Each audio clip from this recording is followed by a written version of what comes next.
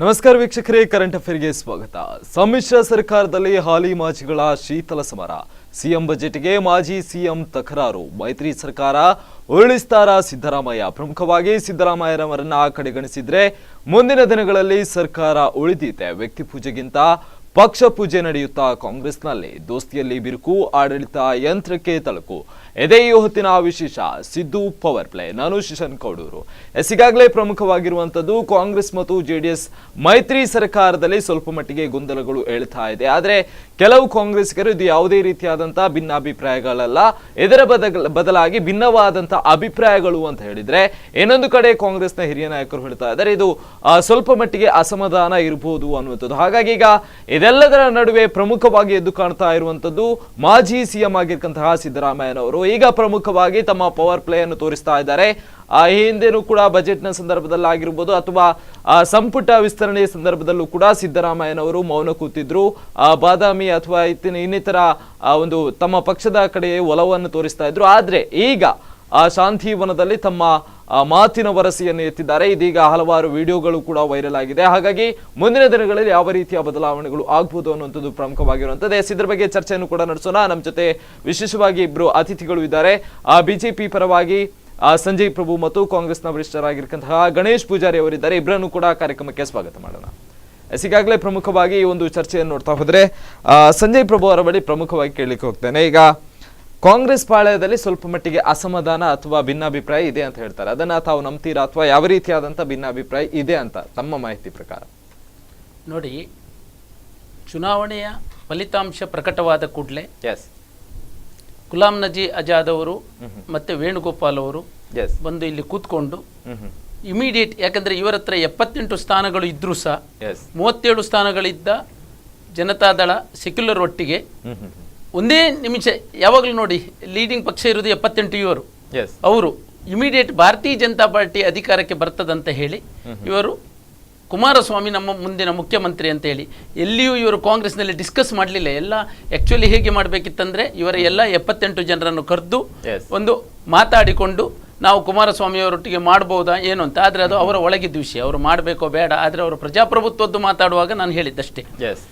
ಈಗ ಏನಾಗ್ತದಂದರೆ ಆ ದಿನ ಅವರು ಬೆಂಬಲ ಕೊಟ್ಟರು, ಕುಮಾರಸ್ವಾಮಿಯವರು ಎಲ್ಲರನ್ನು ರೆಸಾರ್ಟಲ್ಲೆಲ್ಲ ಕುಳಿತುಕೊಂಡು ಅವರ ಎಲ್ಲ ವ್ಯವಸ್ಥೆ ಆಯಿತು, ಬಹುಮತ ಸಾಬೀತುಪಡಿಸಿ ಆಯಿತು ಯಾರು, ಕುಮಾರಸ್ವಾಮಿಯವರು. ಬಟ್ ಅದು ಕೆಮಿಸ್ಟ್ರಿ ಮ್ಯಾಚ್ ಆಗಲಿಕ್ಕೆ ಸಾಧ್ಯವೇ ಇಲ್ಲ. ಯಾಕಂದರೆ ಜನತಾದಳ ಸೆಕ್ಯುಲರ್ ಇನ್ಕ್ಲೂಡಿಂಗ್ ಸಿದ್ದರಾಮಯ್ಯರು ಸಹ, ಸಿದ್ದರಾಮಯ್ಯರು ಮೂಲತಃ ಕಾಂಗ್ರೆಸ್ ವಿರೋಧಿಯಾಗಿಯೇ ಇದ್ದವರು. ಅವರು ಸಮಾಜವಾದಿ ಒಂದು ಮನುಷ್ಯ, ಅವರು ಸಮಾಜವಾದಿ. ಮತ್ತೆ ಅವರಿಗೆ ಜನತಾದಳ ಎಸ್ಸಿನಲ್ಲಿದ್ದಷ್ಟು ಒಂದು ಸಿಟ್ಟು ಮತ್ತೆ ಒಂದು ವೈರಾಗ್ಯ. ಯಾಕಂತ ಕೇಳಿದರೆ ಅವರ ಉಪಮುಖ್ಯಮಂತ್ರಿ ಸ್ಥಾನವನ್ನು ಇದೇ ದೇವೇಗೌಡರು ತೆಗೆದು, ನಿಮ್ಗೆ ಗೊತ್ತಿರ್ಬೋದು, MP ಪ್ರಕಾಶ್ ಅವರಿಗೆ ಕೊಟ್ಟರು. MP ಪ್ರಕಾಶ್ ಅವರಿಗೆ ಕೊಟ್ಟ ಕೂಡಲೇ ಒಂದು ವಾರದಲ್ಲೇ ಸರ್ಕಾರ ಬಿತ್ತು. ನೀವತ್ತು ಗಮನಿಸಿದ್ರೋ ಇಲ್ಲೋ, ಒಂದು ವಾರದಲ್ಲೇ ಆ ಸರ್ಕಾರ ಬಿತ್ತು. ಆ ಸರ್ಕಾರ ಬಿದ್ದ ನಂತರ ಹೇಗೆಲ್ಲ ಆಯಿತು ಅಂತ ನಿಮಗೆ ಗೊತ್ತುಂಟು. ಹಾಗೆ ಸಿದ್ದರಾಮಯ್ಯವರು ಬಿಲ್ಕುಲ್ ಕುಮಾರಸ್ವಾಮಿಯವರನ್ನು ಮುಖ್ಯಮಂತ್ರಿಯಾಗಿ ಕಂಟಿನ್ಯೂ ಆಗಲಿಕ್ಕೆ ಕೊನೆಯವರೆಗೂ ಇಂಥದ್ದೊಂದು ಇದ್ದ. ಈಗ ಬಜೆಟ್ ಇದ್ದು ವಿಷಯ ದೊಡ್ಡದಲ್ಲ, ಆದರೆ ನಮ್ಮ ಸಿದ್ದರಾಮಯ್ಯರಿಗೆ ಏನಾದ್ರು ಒಂದು ವಿಷಯ ಮಾತಾಡಲೇಬೇಕು. ಆಗ ಅವರಿಗೆ ಬಜೆಟ್ ಸಿಕ್ಕಿತ್ತು. ಬಜೆಟ್ ಸಿಕ್ಕಿದ ಮೇಲೆ ಹೇಳ್ತಾರೆ ನನಗೆ ಬೇಕಾದವರಿಗೆ ನಿಗಮ ಕೊಡಲಿಲ್ಲ ಹೇಳ್ತಾರೆ, ಅಥವಾ ನನಗೆ ಬೇಕಾದವರಿಗೆ ಸಚಿವ ಸಂಪುಟ ಕೊಡಲಿಲ್ಲ. ಯಾಕಂತ ಕೇಳಿದರೆ ಇಬ್ಬರೂ ಒಂದು ಯಾವುದು ಉತ್ತರ ಧ್ರುವ ಮತ್ತೆ ದಕ್ಷಿಣ ಧ್ರುವದಲ್ಲಿ ಇದ್ದವರೊಂದು ಪಾರ್ಟಿ ಒಟ್ಟಾಗಬೇಕಾದ್ರೆ ತುಂಬಾ ಕಷ್ಟದ ಕೆಲಸ ಅಂತ. ಮತ್ತೆ ಒಳಗೆ ಅವರದ್ದು ಭಿನ್ನಾಭಿಪ್ರಾಯದ ಬಗ್ಗೆ ನಾವೇನು ಹೇಳುದಿಲ್ಲ, ಪತ್ರಿಕೆಯಲ್ಲಿ ಬರ್ತದೆ ಅದು ವೈರಲ್. ಈಗ ಅವ್ರು ಹೇಳ್ತಾರೆ ವೈರಲ್ ಹೇಗೆ ಆಯ್ತು ಅಂತ ಕೇಳ್ತಾರೆ. ಯಾರ ವೈರಲ್ ಇಲ್ಲಿ ನಮ್ಮ ಶಾಂತಿವನದಲ್ಲಿ ಯಾರಾದ್ರೂ ವೈರಲ್ ಮಾಡದೆ ಅದು ವೈರಲ್ ಆಗೋದಿಲ್ಲ ಅಲ್ಲ, ಹೇಳಿದ್ ನಾನು. ಇವರು ಹೇಳ್ತಾರೆ ಪತ್ರಿಕೆಯವರು ಮಾಡಿದ್ರು, ಅದು ಮಾಡಿದ್ರು, ಅದು ಅವರವರ ಒಂದು ವಿಷಯ, ನಮ್ಗೇನು ಅದರಲ್ಲಿ ಹೆಚ್ಚು ಮಾತಾಡ್ಲಿಕ್ಕಿಲ್ಲ. ಈಗ ಗಣೇಶ್ ಪೂಜಾರಿ ಅವರೀಗ ಸಿದ್ದರಾಮಯ್ಯನವರ ಒಂದು ವರ್ತನೆ ಆಗಿರ್ಬೋದು, ಅವರ ಮಾತುಗಳು, ಅದರ ಬಗ್ಗೆ ತಾವೇನು ಹೇಳ್ತೀರಿ? ಈಗ ನೋಡಿ, ಇವತ್ತು ನಮ್ಮ ಮಿತ್ರರು ಹೇಳಿದರು JDSನವರ ಹತ್ರ 37 ಸ್ಥಾನಗಳಿವೆ, ನೇರವಾಗಿ ಕಾಂಗ್ರೆಸ್ನವರು ಅವರೊಟ್ಟಿಗೆ ಹೋಗಿ ಒಪ್ಪಂದ ಮಾಡಿದ್ದಾರೆ ಅಂತ. ಖಂಡಿತವಾಗಿ ಇದು ಸತ್ಯ. ಯಾವಾಗ ನಿಮಗೆ ಅವಕಾಶವನ್ನು ಕೊಟ್ಟು ಅಧಿಕಾರವನ್ನು ಮಾಡಿ ಪ್ರಮಾಣ ವಚನ ಮಾಡಿ ಸರ್ಕಾರ ರಚನೆ ಮಾಡಲಿಕ್ಕೆ ಸಾಧ್ಯವಾಗಲಿಲ್ವ, ಅದರ ನಂತರ ನಾವು ಓದದ್ದು. ಇದು ನೀವು ಸ್ಪಷ್ಟವಾಗಿ ತಿಳ್ಕೊಳ್ಬೇಕಾದಂಥ ಒಂದು ಮುಖ್ಯವಾದ ವಿಷಯ. ನಿಮ್ಮಲ್ಲಿ ಅಲ್ಲಿ ಬಹುಮತವನ್ನು ಸಾಬೀತು ಮಾಡುವಂಥ ಶಕ್ತಿ ನಿಮ್ಮಲ್ಲಿ ಇರಲಿಲ್ಲ. ಅದರ ನಂತರ ಜನ ಕೊಟ್ಟಂತಹ ಬೆಂಬಲ, ಯಾರು ನಮಗೆ 80 ಕ್ಷೇತ್ರಗಳಲ್ಲಿ ಗೆಲುವನ್ನು ಕೊಟ್ಟಿದ್ದಾರೆ, JDSಗೆ 37 ಕ್ಷೇತ್ರವನ್ನು ಅನಿವಾರ್ಯವಾಗಿ ನಾವು ಅವರೊಂದಿಗೆ ಒಪ್ಪಂದ ಮಾಡಬೇಕಾದಂಥ ಅವಕಾಶ ನಮಗೆ ಇತ್ತು.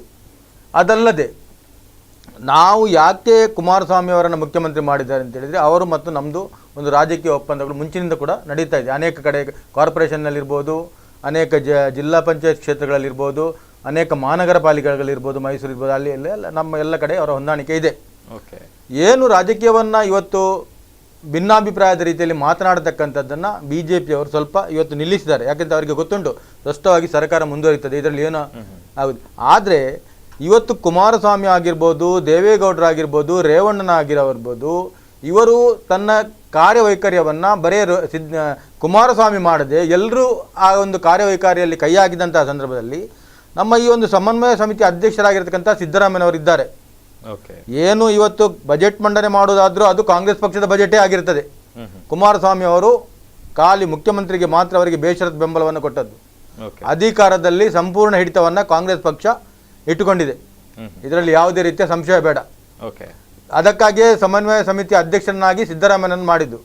ಸಿದ್ದರಾಮಯ್ಯನ ಮಾಡಿ ಇವರು ಯಾವುದೇ ರೀತಿಯಲ್ಲಿ ಒಂದು ವ್ಯವಸ್ಥೆಯನ್ನು ಮಾಡತಕ್ಕ ಅದಕ್ಕೆ ಎಚ್ಚರಿಕೆಯನ್ನು ಕೊಡಬೇಕಾದಂಥದ್ದು ನಮ್ಮ ಕಾಂಗ್ರೆಸ್ ಪಕ್ಷದ ಒಂದು ಜವಾಬ್ದಾರಿತನದ ಕೆಲಸ ಅಲ್ಲಿದೆ. ಎರಡನೇದಾಗಿ ಮುಂದಿನ ಬರುವಂಥ ಲೋಕಸಭಾ ಚುನಾವಣೆಯಲ್ಲಿ ಏನು ನಾವು ಎಲ್ಲೆಲ್ಲಿ ಗೆದ್ದಿದ್ದೇವೋ ಆ ಕ್ಷೇತ್ರವನ್ನು JDSಗೆ ಬಿಟ್ಟು ಕೊಡುವಂಥ ಅವಕಾಶ ಕೂಡ ನಮಗೆ ಇಲ್ಲ. ಅದನ್ನು ಕೂಡ ನಾವು ಹಿಡ್ಕೊಳ್ಬೇಕಾದದ್ದು, ನಮ್ಮ ನಾಯಕರುಗಳನ್ನು ಇಟ್ಕೊಳ್ಬೇಕಾದದ್ದು, ನಮ್ಮ ಕಾರ್ಯಕರ್ತರನ್ನು ಇಟ್ಕೊಳ್ಬೇಕಾದದ್ದು, ಕಾಂಗ್ರೆಸ್ ಪಕ್ಷವನ್ನು ಉಳಿಸಬೇಕಾದದ್ದು. ಈ ಎಲ್ಲ ಕೆಲಸದಲ್ಲಿ ನಾವು ಇವತ್ತು ಸಿದ್ದರಾಮಯ್ಯನವರು ಏನು ಒಂದು ವ್ಯವಸ್ಥೆಯನ್ನು ಮಾಡಿದ್ದಾರೆ, ಕಾಂಗ್ರೆಸ್ ಪಕ್ಷದ ನಾಯಕರುಗಳು ಏನು ಈ ರೀತಿಯ ಇದು ಯಾವುದೇ ಗೊಂದಲ ಅಲ್ಲ. ಯಾವುದೇ ರೀತಿಯಲ್ಲಿ ಕುಮಾರಸ್ವಾಮಿ ಸರ್ವಾಧಿಕಾರಿ ರಾಜಕೀಯ ಮಾಡಬಾರ್ದು. ಆ ದೇವೇಗೌಡರಾಗಿರ್ಬೋದು, ರೇವಣ್ಣ ಆಗಿರ್ಬೋದು, ಸರ್ವಾಧಿಕಾರಿಯನ್ನು ಟ್ರಾನ್ಸ್ಫರ್ ಮಾಡೋದು ಇದನ್ನೆಲ್ಲ ನಿಲ್ಲಿಸತಕ್ಕಂಥ ಕೆಲಸವನ್ನು ಮಾಡೋದಕ್ಕಾಗಿ ಕುಮಾರಸ್ವಾಮಿ ಮತ್ತು JDSಗೆ ಎಚ್ಚರಿಕೆಯನ್ನು ಕೊಡತಕ್ಕಂಥ ಕೆಲಸವನ್ನು ಕಾಂಗ್ರೆಸ್ ಪಕ್ಷ ಮಾಡಿದೆ. ಎಸ್ ಈಗ ಪ್ರಮುಖವಾಗಿ ನೋಡ್ತಾ ಹೋದ್ರೆ ಕೇವಲ ಕುಮಾರಸ್ವಾಮಿ ಅವರಿಗೆ CM ಅಧಿಕಾರದಲ್ಲೂ ಕೂಡ ಈಗ 1 ವರ್ಷ ಅಥವಾ ಇಷ್ಟೇ ಸೀಮಿತವಾಗಿದೆ ಅನ್ನುವಂಥದ್ದು ಕೂಡ ಈಗ ಕೇಳಿ ಬರ್ತಾ ಇದೆ. ನೋಡಿ, ಕುಮಾರಸ್ವಾಮಿ ಅವರಿಗೆ ಅವರಿಗೂ ಒಂದು ಅನುಭವ ಇದೆ. ಮತ್ತೆ ಒಬ್ಬ ಸಮರ್ಥ ನಾಯಕ, ಅವರು ಕೂಡ ಮುಖ್ಯಮಂತ್ರಿ ಆಗಿ ಕೆಲಸ ಮಾಡಿದಂಥವರು. ಅವರಿಗೂ ಗೊತ್ತುಂಟು ಏನಂತ ಹೇಳಿದ್ರೆ ಮುಂದೆ ಕೇಂದ್ರ ಸರ್ಕಾರದಲ್ಲಿ ಕಾಂಗ್ರೆಸ್ ಪಕ್ಷ ಅಧಿಕಾರಕ್ಕೆ ಬಂದರೆ ಆಗ ನಮ್ಮ ಮೈತ್ರಿ ಯಾವ ರೀತಿ ನಡೀತದೆ, ಒಂದು ವೇಳೆ ಬಾರದೇ ಇದ್ದರೆ ಆಗ ನಾವು ಯಾವ ರೀತಿ ಅದನ್ನು ಮುಂದುವರಿಸಬೇಕು ಎಂಬುದರ ಲೆಕ್ಕಾಚಾರ. ಯಾಕೆಂದರೆ 80 ಕ್ಷೇತ್ರಗಳನ್ನ ಗೆದ್ದಿರ್ತಕ್ಕಂಥ ಕಾಂಗ್ರೆಸ್ ಪಕ್ಷಕ್ಕೆ ಮುಖ್ಯಮಂತ್ರಿ ಸ್ಥಾನವನ್ನು ಬಿಟ್ಟುಕೊಡುವುದಾ, ನಾವು ಅವರಿಗೆ ಬಾಹ್ಯ ಬೆಂಬಲವಾಗಿ ಕುಳಿತುಕೊಳ್ಳುವುದಾ ಎಂಬ ರೀತಿಯಲ್ಲಿ ಅವರ ಲೆಕ್ಕಾಚಾರ ಇರ್ಬೋದು. ಇದು 1 ವರ್ಷ ಅಂತ ಹೇಳಿ ಅಲ್ಲಿಗೆ ಸರ್ಕಾರ ಮುಗಿಯುವುದಿಲ್ಲ. ಇದು ಯಾರು ಕೂಡ 5 ವರ್ಷದವರೆಗೆ ಇದನ್ನು ಯಾರು ಕೂಡ ಕನಸಿನಲ್ಲಿ ನೆನೆಸಬಹುದು. ಯಾಕೆಂತ ಹೇಳಿದ್ರೆ ಯಾರಿಗೂ ಕೂಡ ಈಗಿನ ಕಾಲದಲ್ಲಿ ಚುನಾವಣೆಗೆ ಇನ್ನೊಮ್ಮೆ ಹೋಗುವಂತ ಪರಿಸ್ಥಿತಿಯಲ್ಲಿ ಯಾವ ನಾಯಕನೂ ಇಲ್ಲ, ಯಾವ ಕಾರ್ಯಕರ್ತನೂ ಇಲ್ಲ. ಯಾಕಂತ ಹೇಳಿದ್ರೆ ಇವತ್ತಿನ ಚುನಾವಣೆ ಅಷ್ಟೊಂದು ದೊಡ್ಡ ಚುನಾವಣೆ ಅಂದ್ರೆ ಅದು ಚುನಾವಣೆಯಾಗಿ ಮುಂಚಿನ ಕಾಲದಾಗಿ ಚುನಾವಣೆಯಾಗಿ ಇವತ್ತು ಪರಿವರ್ತನೆ ಆಗಲಿಲ್ಲ. ಅದೊಂದು ಹಣದ ಎಷ್ಟೋ ಸಾಲಕ್ಕೆ ಮಾಡಿ ಒಂದು ಚುನಾವಣೆಯನ್ನು ಫೇಸ್ ಮಾಡತಕ್ಕಂಥ ವ್ಯವಸ್ಥೆ ಇವತ್ತು MLAಗಳಿಗೆ ಬಂದಿದೆ. ಯಾವ MLA ಕೂಡ ಇದಕ್ಕೆ ತಯಾರಿಲ್ಲ. ಮತ್ತೊಂದು ಹೇಳ್ತಾ ಇದ್ದಾರೆ ಇವರು BJP ಅವರು ಕಾಂಗ್ರೆಸ್ನಲ್ಲಿ ಭಿನ್ನಮತ ಇದೆ, JDSನಲ್ಲಿ ಭಿನ್ನಮತ ಇದೆ. ನೋಡಿ, ತಾವು ಸ್ಪಷ್ಟವಾಗಿ ತಿಳ್ಕೊಳ್ಬೇಕು. ಇವತ್ತು R ಅಶೋಕ್ನವರು ಕೂಡ ಒಂದು ಗ್ರೂಪ್ ಬೇರೆ ಇದೆ, ನಿಮ್ಮಲ್ಲಿ ಕೂಡ ನೀವು ಕೂಡ ತಿಳ್ಕೊಳ್ಬೇಕಾದಂಥ ಒಂದು ಸೂಕ್ಷ್ಮವಾದ ಮಾಹಿತಿಯನ್ನು ಇಟ್ಟುಕೊಳ್ಬೇಕು. R ಅಶೋಕ್ ಕೂಡ ಎಲ್ಲರ ಜೊತೆ ಸಂಪರ್ಕದಲ್ಲಿದ್ದಾರೆ, ಬರೀ BJP ಜೊತೆಗೆ ಅವರಿಲ್ಲ. ಇದನ್ನು ಕೂಡ ನೀವು ತಿಳ್ಕೊಳ್ಬೇಕು. BJP ಅವರು ಎಣಿಸಿರ್ಬೋದು ನಾವು ಕೂಡ ಸಾಧ್ಯಗಳು ನಮ್ಮ ಹತ್ರ 104 ಬರ್ತಿದೆ ಅಂತ, ಆದ್ರೆ ಅದು ಇದೆಯಾ ಇಲ್ಲ ಅಂತ ಮುಂದಿನ ಸರ್ಕಾರ ಮಾಡುವಾಗ ನಿಮಗೆ ಗೊತ್ತಾಗ್ತದೆ. ಎಸ್ ಈಗ ಸಂಜಯ್ ಪ್ರಭು ಅವರೇ, ಕೇವಲ ಈ ಲೋಕಸಭಾ ಚುನಾವಣೆ ಅನ್ನುವಂಥದ್ದನ್ನ ಯಾಕೆ ಡೆಡ್ ಲೈನ್ ಆಗಿ ತಗೊಂಡಿದ್ದಾರೆ? ಈಗ ಸಿದ್ದರಾಮಯ್ಯನವರು ಕೂಡ ಹೇಳಿದ್ರು ಅವರ ಹೇಳಿಕೆಯಲ್ಲಿ, ಲೋಕಸಭಾ ಚುನಾವಣೆ ತನಕ ಕುಮಾರಸ್ವಾಮಿ ಅವರು CM ಆಗಿರ್ಬೋದು, ಆ ನಂತರದ ಬೆಳವಣಿಗೆಗಳು ಬದಲಾಗಬಹುದು ಅನ್ನುವಂಥದ್ದನ್ನು ಕೂಡ ಹೇಳಿದ್ರು. ಹಾಗಾದ್ರೆ ಅದರಲ್ಲಿ ಯಾವ ರೀತಿಯಾದಂತ ವಿಷಯ ಇದೆ ಅಂತ ನೋಡಿ, ಅದು ಸಿದ್ದರಾಮಯ್ಯರ ಕೈಯಲ್ಲೇ ಇರುವುದು, ನಮ್ಮ ಕೈಯಲ್ಲೇನಿಲ್ಲ. ಅವರು ಲೋಕಸಭಾದವರೆಗೆ ಇಡ್ತಾರ, ಶಾಂತಿವನದಿಂದ ಹೋದ ಕೂಡಲೇ ಅವರೊಟ್ಟಿಗೆ ಮೊನ್ನೆ ನೋಡ್ಬೋದು ನೀವು, ನಾರಾಯಣರಾವ್ ಬಸವ ಕಲ್ಯಾಣದ ಶಾಸಕರಿದ್ರು, ಜಯಚಂದ್ರರಿದ್ರು, 7-8 ಜನ ಇದ್ರು. ಅವರದ್ದು ಏನಂತ ನಮ್ಗೆ ಗೊತ್ತಿಲ್ಲ. ಅವರೀಗ ಯಾಕೆ ನಾನು ಹೇಳ್ತೇನೆ ಅಂತ ಕೇಳಿದ್ರೆ, ಇವರಿಗೆ ದೇವೇಗೌಡರಿಗೂ ಅಲ್ಲಿ ಸಮಸ್ಯೆ ಇದೆ. ಇವರದ್ದು ಅಲ್ಲಿ 6 ಜನ, ಅವರು ಚೆಲುವರಾಮ ಸ್ವಾಮಿ ಇರ್ಬೋದು, ಜಮೀರ್ ಅಹಮದ್ ಇರ್ಬೋದು, ಅವರೆಲ್ಲ ಬಿಟ್ಟು ಇಲ್ಲಿ ಬಂದಿದ್ದಾರೆ. ನಿಮ್ಗೆ ಗೊತ್ತಿರ್ಬೋದು. ಅವರಿಗೆ ಶತಾನುಗತ ಮಿನಿಸ್ಟರ್ ಕೊಡಬಾರ್ದು ಅಂತ ದೇವೇಗೌಡರು ಹೇಳ್ತಾ ಇದ್ರು, ಆದ್ರೂ ಇವರು ಕೊಟ್ಟಿದ್ದಾರೆ. ಯಾಕೆ ನಾನು ಇದು ವಿಷಯ ಹೇಳ್ತೇನೆ ಅಂದ್ರೆ, ಪ್ರತಿದಿನವೂ ಇದು ಒಂದು ಚರ್ಚಾಸ್ಪದ ವಿಷಯ. ಯಾಕಂತ ಕೇಳಿದ್ರೆ, ಒಮ್ಮೆ DK ಶಿವಕುಮಾರ್ ಹೇಳ್ತಾರೆ ಮಾಧ್ಯಮದವರೊಟ್ಟಿಗೆ ಮಾತಾಡಿದ್ರು, ಇವತ್ತಿನ ಪೇಪರ್ ಅಲ್ಲಿ ನೋಡ್ಬೋದು. ಮಾಧ್ಯಮದವರಿಗೆ ಬೈದ್ರು, ನಮ್ಮ ಸಿದ್ದರಾಮಯ್ಯರು ಏನು ಹೇಳಲಿಲ್ಲ ಅಂತ. ಸಿದ್ದರಾಮಯ್ಯರು ಸಹ ತುಂಬಾ ಒಂದು ಸ್ಮಾರ್ಟ್ ಜನ. ಯಾಕಂತ ಕೇಳಿದ್ರೆ 1-1.5 ವರ್ಷದವರೆಗೆ DK ಶಿವಕುಮಾರಿಗೆ ಅವ್ರಿಗೆ ಸಚಿವರಾಗ್ಲಿಕ್ಕೆ ಬಿಡ್ಲಿಲ್ಲ. ನಿಮ್ಗೆ ಗೊತ್ತುಂಟ ಇಲ್ವೋ? ಕಾಂಗ್ರೆಸ್ ಅಧಿಕಾರಕ್ಕೆ ಬಂದ ಮೇಲೆ ಸಿದ್ದರಾಮಯ್ಯರ ನೇತೃತ್ವದಲ್ಲಿ ಸರ್ಕಾರ ಆದಾಗ DK ಶಿವಕುಮಾರ್ ಅವರು ಸಚಿವರಾಗಿ ಮಾಡಲಿಲ್ಲ. ಯಾಕೆ ನಾನು ಇದು ಹೇಳ್ತೇನೆ ಅಂತ ಕೇಳಿದ್ರೆ, ಸಿದ್ದರಾಮಯ್ಯರ ಹತ್ರ ಅವರದ್ದೇ ಒಂದು ಗ್ರೂಪ್ ಉಂಟು. ಅವರ ಹತ್ರ ಉಂಟು.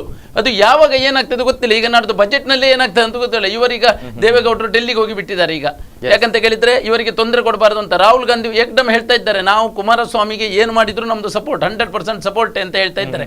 ಯಾಕೆಂತ ಕೇಳಿದ್ರೆ ಭಾರತೀಯ ಜನತಾ ಪಾರ್ಟಿಯನ್ನು ಒಂದು ದೂರ ಇಡಬೇಕು ಏನಾದ್ರು ಮಾಡಿ ಅಂತ. ಅದು ಅವರದ್ದು ಕೆಲಸ, ಅದರಲ್ಲಿ ನಮ್ದೇನು ಇದಿಲ್ಲ. ಯಾಕಂದ್ರೆ ಕಾಂಗ್ರೆಸ್ ಈಗ ನೀವು ನೋಡಿರ್ಬೋದು, ಪ್ರತಿಯೊಂದು ಕಡೆ ಇವತ್ತು ಮಹಾರಾಷ್ಟ್ರದಲ್ಲಿ NCP ಹೇಳಿತ್ತು ನಾವು ಕಾಂಗ್ರೆಸ್ನವರೊಟ್ಟಿಗೆ ಮೈತ್ರಿ ಮಾಡೋದಿಲ್ಲ ಅಂತ ಹೇಳಿತ್ತು. ಇವರು ಮಹಾಮೈತ್ರಿ ಬಗ್ಗೆ ಎಲ್ಲ ಮಾತಾಡಿ. ಯಾಕಂತ ಕೇಳಿದ್ರೆ ಪರಿಸ್ಥಿತಿ ಇವತ್ತು ಏನಂತ ಕೇಳಿದ್ರೆ ಕಾಂಗ್ರೆಸ್ ನೇತೃತ್ವದಲ್ಲಿ ಮೈತ್ರಿ ಮಾಡುವ ಪರಿಸ್ಥಿತಿ ಇಲ್ಲ. ಯಾಕಂತ ಕೇಳಿದ್ರೆ ಅವರ ಸ್ಥಿತಿ ಚಿಂತಾಜನಕವಾಗಿ ಹೋಗಿದೆ. ಅವರಿಗೆ ಮೈತ್ರಿ ಮಾಡ್ಲಿಕ್ಕೆ ಆಗುದಿಲ್ಲ. ಯಾಕಂತ ಕೇಳಿದ್ರೆ ಅವರಿಗಿಂತ ಸ್ಟ್ರಾಂಗ್ ತೃಣಮೂಲ ಕಾಂಗ್ರೆಸ್ ಆಗಿದೆ, ಸಮಾಜವಾದ ಪಾರ್ಟಿ ಇರ್ಬೋದು, BSP ಇರ್ಬೋದು, ಇದೆಲ್ಲ ಇರ್ಬೋದು. ಇಲ್ಲಿ ಏನಾಗ್ತದೆ ಅಂತ ಕೇಳಿದ್ರೆ ಲೋಕಸಭೆಯ ವಿಷಯ ಯಾಕೆ ಮಾತಾಡುದಂದ್ರೆ ಲೋಕಸಭೆಯಲ್ಲಿ ನಮ್ಮ ಸ್ಥಿತಿ ಏನಾಗ್ತದೆ ಅಂತ ನೋಡುದು. ಸುಮಾರು 28 ಕ್ಷೇತ್ರದಲ್ಲಿ ಅವರಿಗೆ ಸ್ಥಾನಗಳು ಕಮ್ಮಿ ಬಂದು ಏನಾರು, ಈಗ ನೋಡಿ ನೀವು ಸಿದ್ದರಾಮಯ್ಯರ ನೇತೃತ್ವ ಇರುವಾಗ ಸಹ ಅವರಿಗೆ ಬಂದದ್ದು 9 ಸ್ಥಾನ. ಅಲ್ಲಿ 44ರಲ್ಲಿ ಇಲ್ಲಿ 9 ಬಂದದಕ್ಕೆ ಇವರಿಗೆ ಒಂದು 100 ಮಾರ್ಕ್ ಕೊಟ್ಟದ್ದು. ಯಾಕಂದ್ರೆ ಟೋಟಲ್ ಇರುವುದು 44 ಆಗುವಾಗ ಕರ್ನಾಟಕದಲ್ಲಿ 9 ಬಂದದಕ್ಕೆ ಸಿದ್ದರಾಮಯ್ಯ ಬಗ್ಗೆ. ಇಲ್ಲ ಇದ್ರೆ ಸಿದ್ದರಾಮಯ್ಯರ ನೇತೃತ್ವದಲ್ಲಿ ಸರ್ಕಾರ ಇರುವಾಗ 28 ಕ್ಷೇತ್ರದಲ್ಲಿ 9 ಬರುವುದಲ್ಲ. ಯಾಕೆ ನಾನು ವಿಷಯ ಹೇಳ್ತಾ ಇದ್ದೇನೆ ಅಂತ ಕೇಳಿದ್ರೆ ಲೋಕಸಭೆಯ ಚುನಾವಣೆಯಲ್ಲಿ ಮತಗಳು ಏನಾಗ್ತದೆ, ಕೇಂದ್ರದಲ್ಲಿ ಹೇಗೆ ಆಗ್ತದೆ, ಇದನ್ನೆಲ್ಲ ನೋಡಿಕೊಂಡು ನಾವು BJP ಕಡೆ ಹೋಗ್ಬೇಕಾ, ಕೆಲವು ಶಾಸಕರು ಏನು ಮಾಡ್ಬೇಕಂತ ಒಂದು ಡಿಸೈಡ್. ಯಾಕಂತ ಕೇಳಿದ್ರೆ ಪ್ರತಿಯೊಂದು ಶಾಸಕರು ಸಹ ಲಾಂಗ್ ಟರ್ಮ್ ಥಿಂಕಿಂಗ್ ಅನ್ನು ನೋಡ್ತಾರೆ, ಯಾರು ಶಾರ್ಟ್ ಟರ್ಮ್. ಈಗ ಇವರು ಹೇಳಿದ್ರು ಚುನಾವಣೆ ಎಲ್ಲಿಯೂ ಬರುವುದಿಲ್ಲ, ಒಂದು ವೇಳೆ ಬಹುಮತ ಇಲ್ಲದಿದ್ರೆ ಅವರು ರಾಜೀನಾಮೆ ಕೊಡ್ತಾರೆ, ರಾಷ್ಟ್ರಪತಿ ಆಳ್ವಿಕೆ ಬರ್ತದೆ, ಇನ್ನು ಯಾರಾದ್ರೂ ಸೇರಿದ್ರೆ ಸರ್ಕಾರ ಆಗ್ತದೆ, ಅದಕ್ಕೇನು ಯಾವ ಸಮಸ್ಯೆ ಇಲ್ಲ. ಎಸ್ ಗಣೇಶ್ ಪೂಜಾರಿ ಅವರೀಗ ಸಿದ್ದರಾಮಯ್ಯನವರು ಕೂಡ ಹೇಳಿದ್ದಾರೆ ಲೋಕಸಭಾ ಚುನಾವಣೆ ತನಕ ಕುಮಾರಸ್ವಾಮಿಗೆ ಆಡಳಿತ ಇರ್ತದೆ, ಆ ನಂತರ ಬೆಳವಣಿಗೆಗಳು ಬದಲಾಗಬಹುದು ಅಂತ. ಹಾಗಾದ್ರೆ ಲೋಕಸಭಾ ಚುನಾವಣೆಗೆ ಮಾತ್ರ ಮೈತ್ರಿ ಅನ್ನುವಂಥದ್ದು ಕೇವಲ ಇಲ್ಲ. ನೋಡಿ, ಅದೇ ನಾನು ನಿಮ್ಮ ಹತ್ರ ಈಗ ಸ್ಪಷ್ಟವಾಗಿ ಹೇಳಿದೆ. ಒಂದು ವೇಳೆ ಕುಮಾರಸ್ವಾಮಿ ಅವರಿಗೆ ಮುಖ್ಯಮಂತ್ರಿಯಾಗಿ ಮುಂದುವರಿಯಲಿಕ್ಕೆ ಅಲ್ಲಿ ಅವರ ಸಂಖ್ಯಾಬಲ ಕಡಿಮೆ ಇದೆ, ಅಲ್ಲಿ ಅಡೆತಡೆಗಳು ಬಂದಾಗ ಅವರು ಹೇಳ್ಬೋದು ನೀವು ಕಾಂಗ್ರೆಸ್ನವರು ಮುಖ್ಯಮಂತ್ರಿ ಆಗಿ ಯಾರಾದ್ರು ನಾವು ಸಪೋರ್ಟ್ ಮಾಡ್ತೇವೆ. ಆ ರೀತಿಯ ಭಾವನೆಯನ್ನು ಇಟ್ಕೊಂಡು ಕುಮಾರಸ್ವಾಮಿ ಆ ರೀತಿ ಮಾತಾಡಿರ್ಬೋದು, ಅಥವಾ ಸಿದ್ದರಾಮಯ್ಯ ಕೂಡ ಅದೇ ಒಂದು ಟಾರ್ಗೆಟ್ ಅಲ್ಲಿ ಮಾತಾಡಿರ್ಬೋದು. ಅದರಲ್ಲಿ ಯಾವುದೇ ಡೌಟ್ ಇಲ್ಲ. ಯಾರಾದ್ರೊಬ್ಬರ ನಮ್ಮಲ್ಲಿ ಅನೇಕ ಜನ ಮುಖ್ಯಮಂತ್ರಿ ಆಕಾಂಕ್ಷಿಗಳಿದ್ದಾರೆ, ಅದರಲ್ಲಿ ಯಾರನ್ನಾದ್ರೊಬ್ಬರನ್ನು ಕುಳಿತುಕೊಳಿಸುವಂತ ವ್ಯವಸ್ಥೆ ಕೂಡ ಇದೆ. ಅದೇ ರೀತಿ ಇವತ್ತು ಏನಂತ ಹೇಳಿದ್ರೆ ನಮ್ಮ ರಾಜ್ಯದಲ್ಲಿ ಕೇಂದ್ರದಲ್ಲಿ ಕಾಂಗ್ರೆಸ್ ಪಕ್ಷ ಏನು ಇಲ್ಲ, ಯಾರು ಕೂಡ ಮೈತ್ರಿಗೆ ಬರೋದಿಲ್ಲ ಅಂತ. ನೋಡಿ, ಮೊನ್ನೆ ಬಂದದ್ದು ಕಾಂಗ್ರೆಸ್ ಪಕ್ಷದ ಮೈತ್ರಿಯನ್ನು JDSನ ಜೊತೆ ಮಾಡಲಿಕ್ಕೆ ಎಲ್ಲರೂ ಬಂದದ್ದು, ನಾವೇನು ಅವರನ್ನು ಕರೆದದಲ್ಲ. ಇವನ್ ತೃಣಮೂಲ ಕಾಂಗ್ರೆಸ್ಸಿನ ಮಮತಾ ಬ್ಯಾನರ್ಜಿ ಆಗಿರ್ಬೋದು, ಚಂದ್ರಶೇಖರ್ ಆಗಿರ್ಬೋದು, ಚಂದ್ರಬಾಬು ನಾಯ್ಡು ಆಗಿರ್ಬೋದು, ನಮ್ಮ ಅನೇಕ ಜನ ಈ ಎಲ್ಲರೂ ಕೂಡ ಬಂದದ್ದು ಮುಲಾಯಂ ಸಿಂಗ್ ರವರ ಮಗ ಆಗಿರ್ಬೋದು, ಲಲ್ಲು ಪ್ರಸಾದ್ ಯಾದವ್ನ ಮಗ ಆಗಿರ್ಬೋದು, ಇವರೆಲ್ಲ ಬಂದದ್ದು ಕಾಂಗ್ರೆಸ್ನೊಟ್ಟಿಗೆ ಮೈತ್ರಿ ಮಾಡಿದಂಥ ಸರ್ಕಾರಗಳಿವೆಲ್ಲ, ಯಾರು ಕೂಡ ಬೇರೆ ಬೇರೆ ಮಾಡಿದವರಲ್ಲ. ಮುಂದಿನ ಕಳೆದ ಚುನಾವಣೆಯಲ್ಲಿ ನಮ್ದು ಏನಂತ ಹೇಳಿದ್ರೆ ಬರುವಂತಹ ಚುನಾವಣೆಯಲ್ಲಿ ಕಾಂಗ್ರೆಸ್ ಪಕ್ಷಕ್ಕೆ 180-200 ಸ್ಥಾನಗಳು ಬಂದ್ರೆ ಮಾತ್ರ ನಮ್ಮ ಪ್ರಧಾನಿಯನ್ನ ನಾವು ಮಾಡ್ತೇವೆ. ನಾವೇನು ಘಂಟಾಘೋಷವಾಗಿ ನಮ್ದೇ ಪ್ರಧಾನಿ ಮಾಡ್ತೇವೆ ಅಂತ ಹೇಳಿಲ್ಲ ಕಾಂಗ್ರೆಸ್ ಪಕ್ಷದ್ದು. ನಮ್ಮಲ್ಲಿ ಸಾಮರ್ಥ್ಯ ಎಷ್ಟಿದೆ, ನಮ್ಮ ಸಾಮರ್ಥ್ಯಕ್ಕೆ ತಕ್ಕಾದಂಥ MP ಸ್ಥಾನಗಳು ಬಂದಾಗ ನಾವು ಆ ಸ್ಥಾನವನ್ನ ಭದ್ರವಾಗಿ ಇಟ್ಟುಕೊಳ್ಳಿಕ್ಕೆ ನಮ್ಮಲ್ಲಿ ಎಲ್ಲ ಅವಕಾಶಗಳು ಬರ್ತದೆ. ಅದಕ್ಕೆ ಯಾವುದೇ ರೀತಿಯ ಡೌಟ್ ಬೇಡ. ಇದನ್ನ ನಾವು ತಿಳ್ಕೊಳ್ಳಿಕ್ಕೆ ಎಲ್ಲ ನಾವು ರಾಹುಲ್ ಗಾಂಧಿಯನ್ನು ಪ್ರಧಾನಮಂತ್ರಿ ಮಾಡ್ತೇನೆ, ಎಲ್ಲಿ ಕೂಡ ನಮ್ಮ ಕಾಂಗ್ರೆಸ್ ಪಕ್ಷದಲ್ಲಿ ಸ್ಪಷ್ಟವಾದಂತಹ 200 ಸ್ಥಾನಕ್ಕೆ ದಾಟಿ ನಾವು ಬಂದಾಗ ನಾವು ರಾಹುಲ್ ಗಾಂಧಿಯನ್ನು ಪ್ರಧಾನ ಮಾಡಲಿಕ್ಕೆ ಹಿಂದೆ ಮುಂದೆ ಯಾವುದೇ ರೀತಿಯಲ್ಲಿ ನೋಡುದಿಲ್ಲ. ಅದು ಎಲ್ಲ ಯಾವುದೇ ಬೆಂಬಲಿತ ಪಕ್ಷಗಳಾಗಿರ್ಬೋದು ಯಾವುದು ಕೂಡ ಅದು ನಮ್ಮೊಟ್ಟಿಗೆ ಬರ್ತದೆ. ಅದಕ್ಕೆ ನಾವು ಕರಿಬೇಕಂತ ಪ್ರಶ್ನೆ ಬರುದಿಲ್ಲ ಅಲ್ಲಿ. ಅದು ಅದರಷ್ಟಕ್ಕೆ ಅದು ಬಂದೇ ಬರ್ತದೆ. ಮತ್ತೆ ಏನಂತ ಹೇಳಿದ್ರೆ ಇವತ್ತು ರಾಜಕೀಯದಲ್ಲಿ ಕಾಂಗ್ರೆಸ್ ಪಕ್ಷ ಏನಿಲ್ಲ, ಮೈತ್ರಿಗೆ ಯಾರು ಇಲ್ಲ. ನೋಡಿ, ನಿಮ್ಮೊಟ್ಟಿಗೆ ಇರತಕ್ಕಂಥ ಮೈತ್ರಿ ಅವರು ಚಂದ್ರಬಾಬು ನಾಯ್ಡು ಇರ್ಬೋದು, ಚಂದ್ರಶೇಖರ್ ಇರ್ಬೋದು, ಇವತ್ತು ನಮ್ಮ ಶಿವಸೇನೆ ನಾಯಕರಾಗಿರ್ಬೋದು, ಇವತ್ತು ನಮ್ಮ ನಿನ್ನೆ ನಿತೀಶ್ ಕುಮಾರ್ ಮಾತಾಡೋ ರೀತಿ ನೋಡಿರ್ಬೋದು. ಇದನ್ನೆಲ್ಲ ನೀವು ತಿಳ್ಕೊಳ್ಬೇಕಾಗಿದೆ, ನಿಮ್ಮೊಟ್ಟಿಗೆ ಯಾರಿದ್ದಾರೆ ಅಂತ. ಮುಂದಿನ ಚುನಾವಣೆಯಲ್ಲಿ ನಿಮ್ಮೊಟ್ಟಿಗೆ ಯಾರು ಇರ್ತಾರೆ, ನಿಮ್ಮೊಟ್ಟಿಗೆ ಯಾರು ಇರ್ಬೋದು ಅಂತ. ಇದನ್ನೆಲ್ಲ ಲೆಕ್ಕ ನೋಡಿ. ಇವತ್ತು ದೇಶದಲ್ಲಿ 67% ಕ್ರೋಢೀಕೃತ ಮತಗಳು ಅಧಿಕಾರವನ್ನು ಬಿಟ್ಟು ಹೊರಗಿದೆ. 33% ಇರತಕ್ಕಂಥ ಒಂದು ಆಡಳಿತ ಇವತ್ತು ದೇಶದಲ್ಲಿ ನಡೀತದೆ. ಇಂಥ ಆಡಳಿತ ಈ ದೇಶಕ್ಕೆ ಯಾರಿಗೂ ಬೇಡ. ಏನು 67% ಮತಗಳನ್ನು ಒಗ್ಗೂಟ ಮಾಡತಕ್ಕಂಥ ಒಂದು ಒಕ್ಕೂಟವನ್ನ ಕಾಂಗ್ರೆಸ್ ಪಕ್ಷದ ನೇತೃತ್ವದಲ್ಲಿ ಅದು ರಚನೆ ಆಗ್ತದೆ. ಮುಂದಿನ ಚುನಾವಣೆಯಲ್ಲಿ ಸ್ಪಷ್ಟವಾಗಿ ನಾವು ಸರ್ಕಾರವನ್ನು ಕೂಡ ತೃತೀಯ ರಂಗವಾಗಿ ಮಾಡ್ತೇವೆ, ಇದರಲ್ಲಿ ಯಾವುದೇ ಡೌಟ್ ಇಲ್ಲ. ಚರ್ಚೆಯನ್ನು ಮುಂದುವರಿಸ್ತೀನಿ ಚಿಕ್ಕದೊಂದು ಬ್ರೇಕ್ನ ಬಳಿಕ.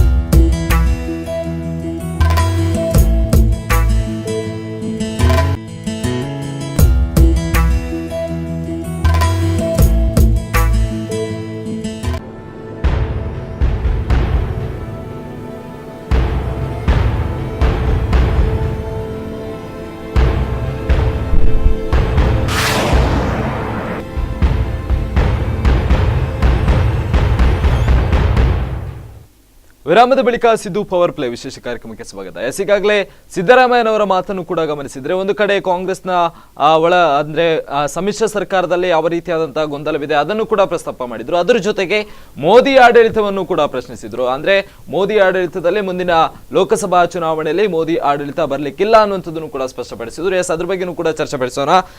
ಈಗ ಸಂಜಯ್ ಪ್ರಭು ಅವರೇ, ಪ್ರಮುಖವಾಗಿ ಸಿದ್ದರಾಮಯ್ಯನವರು ಬಿಜೆಪಿ ವಿಷಯಕ್ಕೂ ಕೂಡ ಕೈ ಹಾಕಿದ್ರು. ಅಂದ್ರೆ ಮುಂದಿನ ಲೋಕಸಭಾ ಚುನಾವಣೆಯಲ್ಲಿ ಮೋದಿಗೆ ಅವಕಾಶವಿಲ್ಲ, ಎಲ್ಲ ಬಣಗಳು ಕೂಡ ಒಟ್ಟಾಗಿದೆ ಈಗಾಗಲೇ, ಹಾಗಾಗಿ ಮೋದಿ ಮುಂದಿನ ಬಾರಿಯಲ್ಲಿ ಚುನಾವಣೆಯಲ್ಲಿ ಗೆಲ್ಲುವಂಥದ್ದು ಅಸಾಧ್ಯ ಅನ್ನುವಂಥದ್ದನ್ನು ಕೂಡ ಹೇಳಿದ್ರು. ಯಾವಾಗ ಹೇಳಿದ್ದು ಅವರು? ಅಂದ್ರೆ ಆ ಒಂದು ವೈರಲ್ ಹೇಳ್ತಾ ಇಲ್ಲ. ಅವರು ಶಾಂತಿವನದಲ್ಲಿ ಬಂದು ಕೂತ್ಕೊಂಡ ಮೇಲೆ ಭಾರತೀಯ ಜನತಾ ಪಾರ್ಟಿ ವಿಷಯ ಎಂತದ್ದು ಮಾತಾಡ್ಲಿಲ್ಲ, ಅವರದ್ದೇ ವಿಷಯದಲ್ಲಿ ಇದ್ದಾರೆ ಅವರು. ಆದ್ರೂ ಕೂಡ ವೈರಲ್ ಆದ ಒಂದು ವಿಡಿಯೋದಲ್ಲಿ ಒಂದು ಆಡಿಯೋ ಯಾವ ರೀತಿಯಾಗಿದೆ ಮಾತಾಡಿದ್ದಾರೆ. ಅಲ್ಲ, ಅದು ಅವರದೊಂದು ನಿಲುವು. ಯಾಕಂತ ಕೇಳಿದ್ರೆ ಅವರ ಅಂದಾಜು ಹೇಗಂತ ಕೇಳಿದ್ರೆ ಲೋಕಸಭೆಯಲ್ಲಿ ನಮ್ಮದು ಭಾರತೀಯ ಜನತಾ ಪಾರ್ಟಿ ಬರುವುದಿಲ್ಲ ಅಂತ ನೇತೃತ್ವದಲ್ಲಿ. ಆದ್ರೆ ಅವರ ಮನಸ್ಸಲ್ಲಿ ಈಗ ಸಮ್ಮಿಶ್ರ ಸರ್ಕಾರದ ಬಗ್ಗೆ ಮಾತ್ರ ಇಲ್ಲ, ಶಾಂತಿ ಭವನದಲ್ಲಿ ಎಲ್ಲಾ ವಿಷಯದ ಬಗ್ಗೆನೂ ಕೂಡ ಚರ್ಚೆ ಆಗ್ತದೆ. ಯಾಕಂದ್ರೆ ಅಲ್ಲಿ ಫ್ರೀ ಇದ್ದಾರೆ ಅವರು, ತುಂಬಾ ಫ್ರೀ ಇದ್ದಾರೆ. ಅವರಿಗೆ ಯಾವುದು ಜಂಜಾಟವೂ ಇಲ್ಲ, ಯಾವುದು ಕಾಲ್ಗಳೆಲ್ಲ ಬಾರಿ ಕಮ್ಮಿ ಇರಬೇಕು. ಹಾಗೆ ಒನ್ ಬೈ ಅವರು ಮಾತಾಡ್ತಾ ಇದ್ದಾರೆ.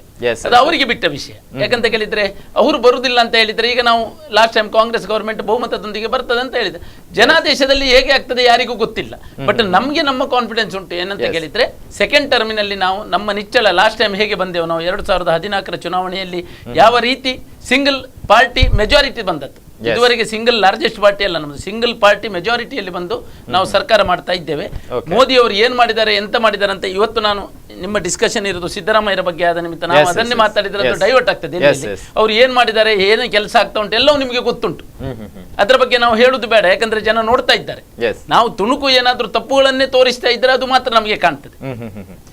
ಈಗ ಗಣೇಶ್ ಪೂಜಾರಿ ಅವರೇ, ಅಂದ್ರೆ DK ಶಿವಕುಮಾರ್ ಅವರು ಇವತ್ತು ಹೇಳ್ತಾ ಇದ್ದಾರೆ ಯಾವುದೇ ರೀತಿಯಾದಂತಹ ವಿಷಯವನ್ನು ಸಿದ್ದರಾಮಯ್ಯ ಅವರು ಹೇಳಲಿಲ್ಲ ಅಂತ ಹೇಳಿ. ಆದ್ರೆ ನಿನ್ನೆಯ ಸುದ್ದಿಗೋಷ್ಠಿಯಲ್ಲಿ ಅಂದ್ರೆ ಮಾಧ್ಯಮದ ಮುಂದೆ ಹೇಳಿದ್ರು, ವ್ಯಕ್ತಿಯ ಬದಲಾಗಿ ಪಕ್ಷವನ್ನು ಪೂಜೆ ಮಾಡಿ, ವ್ಯಕ್ತಿಯನ್ನು ಪೂಜೆ ಮಾಡುವಂಥದ್ದು ಬೇಡ, ಸಿದ್ದರಾಮಯ್ಯನ ಮಾತನ್ನೇ ಗಮನಿಸಿಕೊಂಡು ಅವರನ್ನೇ ಹಿಂಬಾಲಿಸುವಂಥದ್ದು ಬೇಡ ಅಂತ ಕೂಡ ಹೇಳಿದ್ರು. ಇಲ್ಲ ನೋಡಿ, ರಾಜಕೀಯದಲ್ಲಿ ನಾನೆಂತ ಹೇಳಿದ್ದು, ಒಂದು ಪಕ್ಷವೇ ಪ್ರಥಮ, ಅದರ ನಂತರ ಯಾರು ಕೂಡ ಇರಬಹುದು. ಆದ್ರೆ ಈಗ ಕಾಂಗ್ರೆಸ್ ಪಕ್ಷ ಅಂದ್ರೆ ಸಿದ್ದರಾಮಯ್ಯನವರನ್ನೇ ಪ್ರಮುಖವಾಗಿ ನೋಡ್ತಾ ಇದೆ, ಕೆಲವು ಹಿಂಬಾಲ.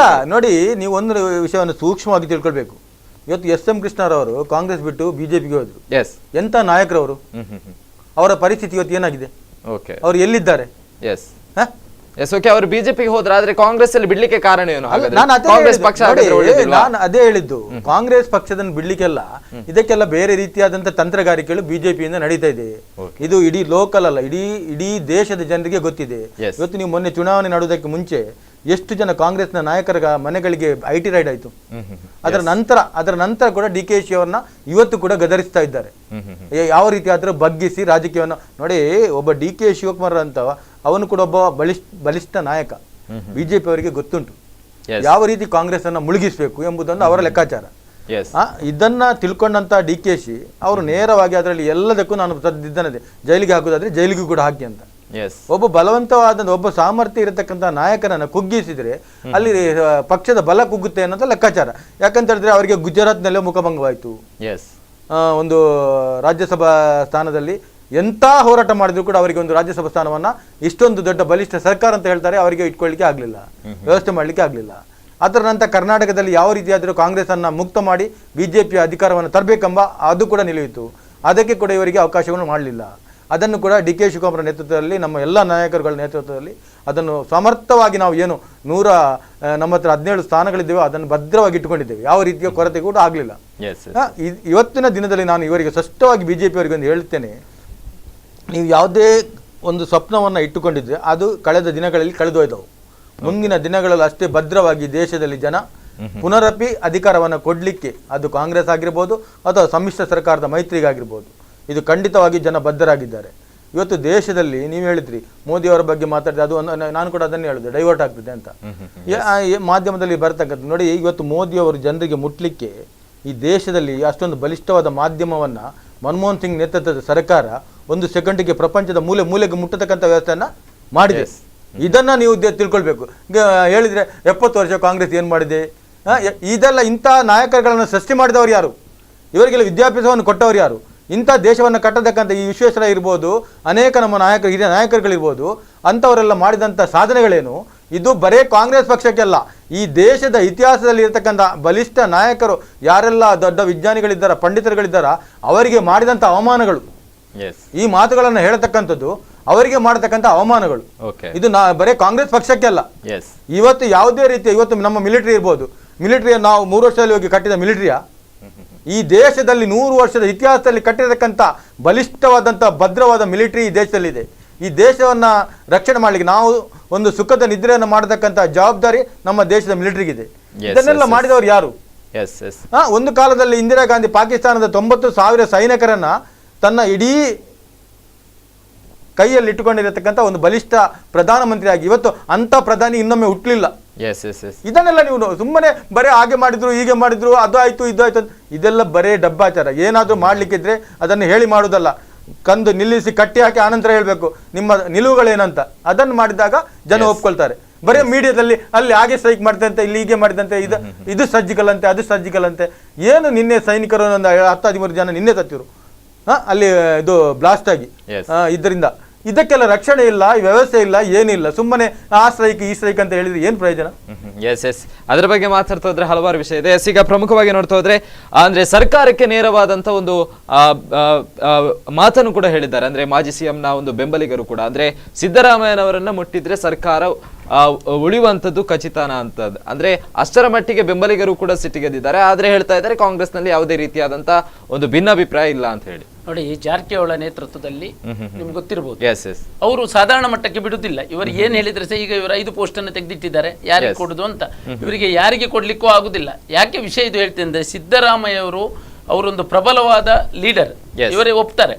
ಅವರು ಏನಂತ ಕೇಳಿದ್ರೆ, ಅವರಿಗೆ ಏನಾದ್ರೂ ಇನ್ಸಲ್ಟ್ ಆದ್ರೆ ಅಥವಾ ಅವರಿಗೆ ಏನಾದರೂ ಅವಮಾನಗಳು ಅವರಿಗೆ ಈಗ ಬರುದು ಕಾಣ್ತಾ ಉಂಟು. ಅವರಿಗೆ ಅವ್ರು ಏನೆಲ್ಲ ಹೇಳಿದರೆ ಅವರಿಗೆ ಆಗ್ತಾ ಇಲ್ಲ. ಅವರು ಬಜೆಟ್ ಮಂಡಿಸುವುದು ಅಗತ್ಯ ಇಲ್ಲ ಅಂತ ಹೇಳಿದ್ರು ಫಸ್ಟ್. ಅದು ನೆನಪಿಡಿ, ಬಜೆಟ್ ಅಗತ್ಯ ಇಲ್ಲ, ಇದನ್ನೇ ಮಾಡಬಹುದು ಹೇಳಿದ್ರು.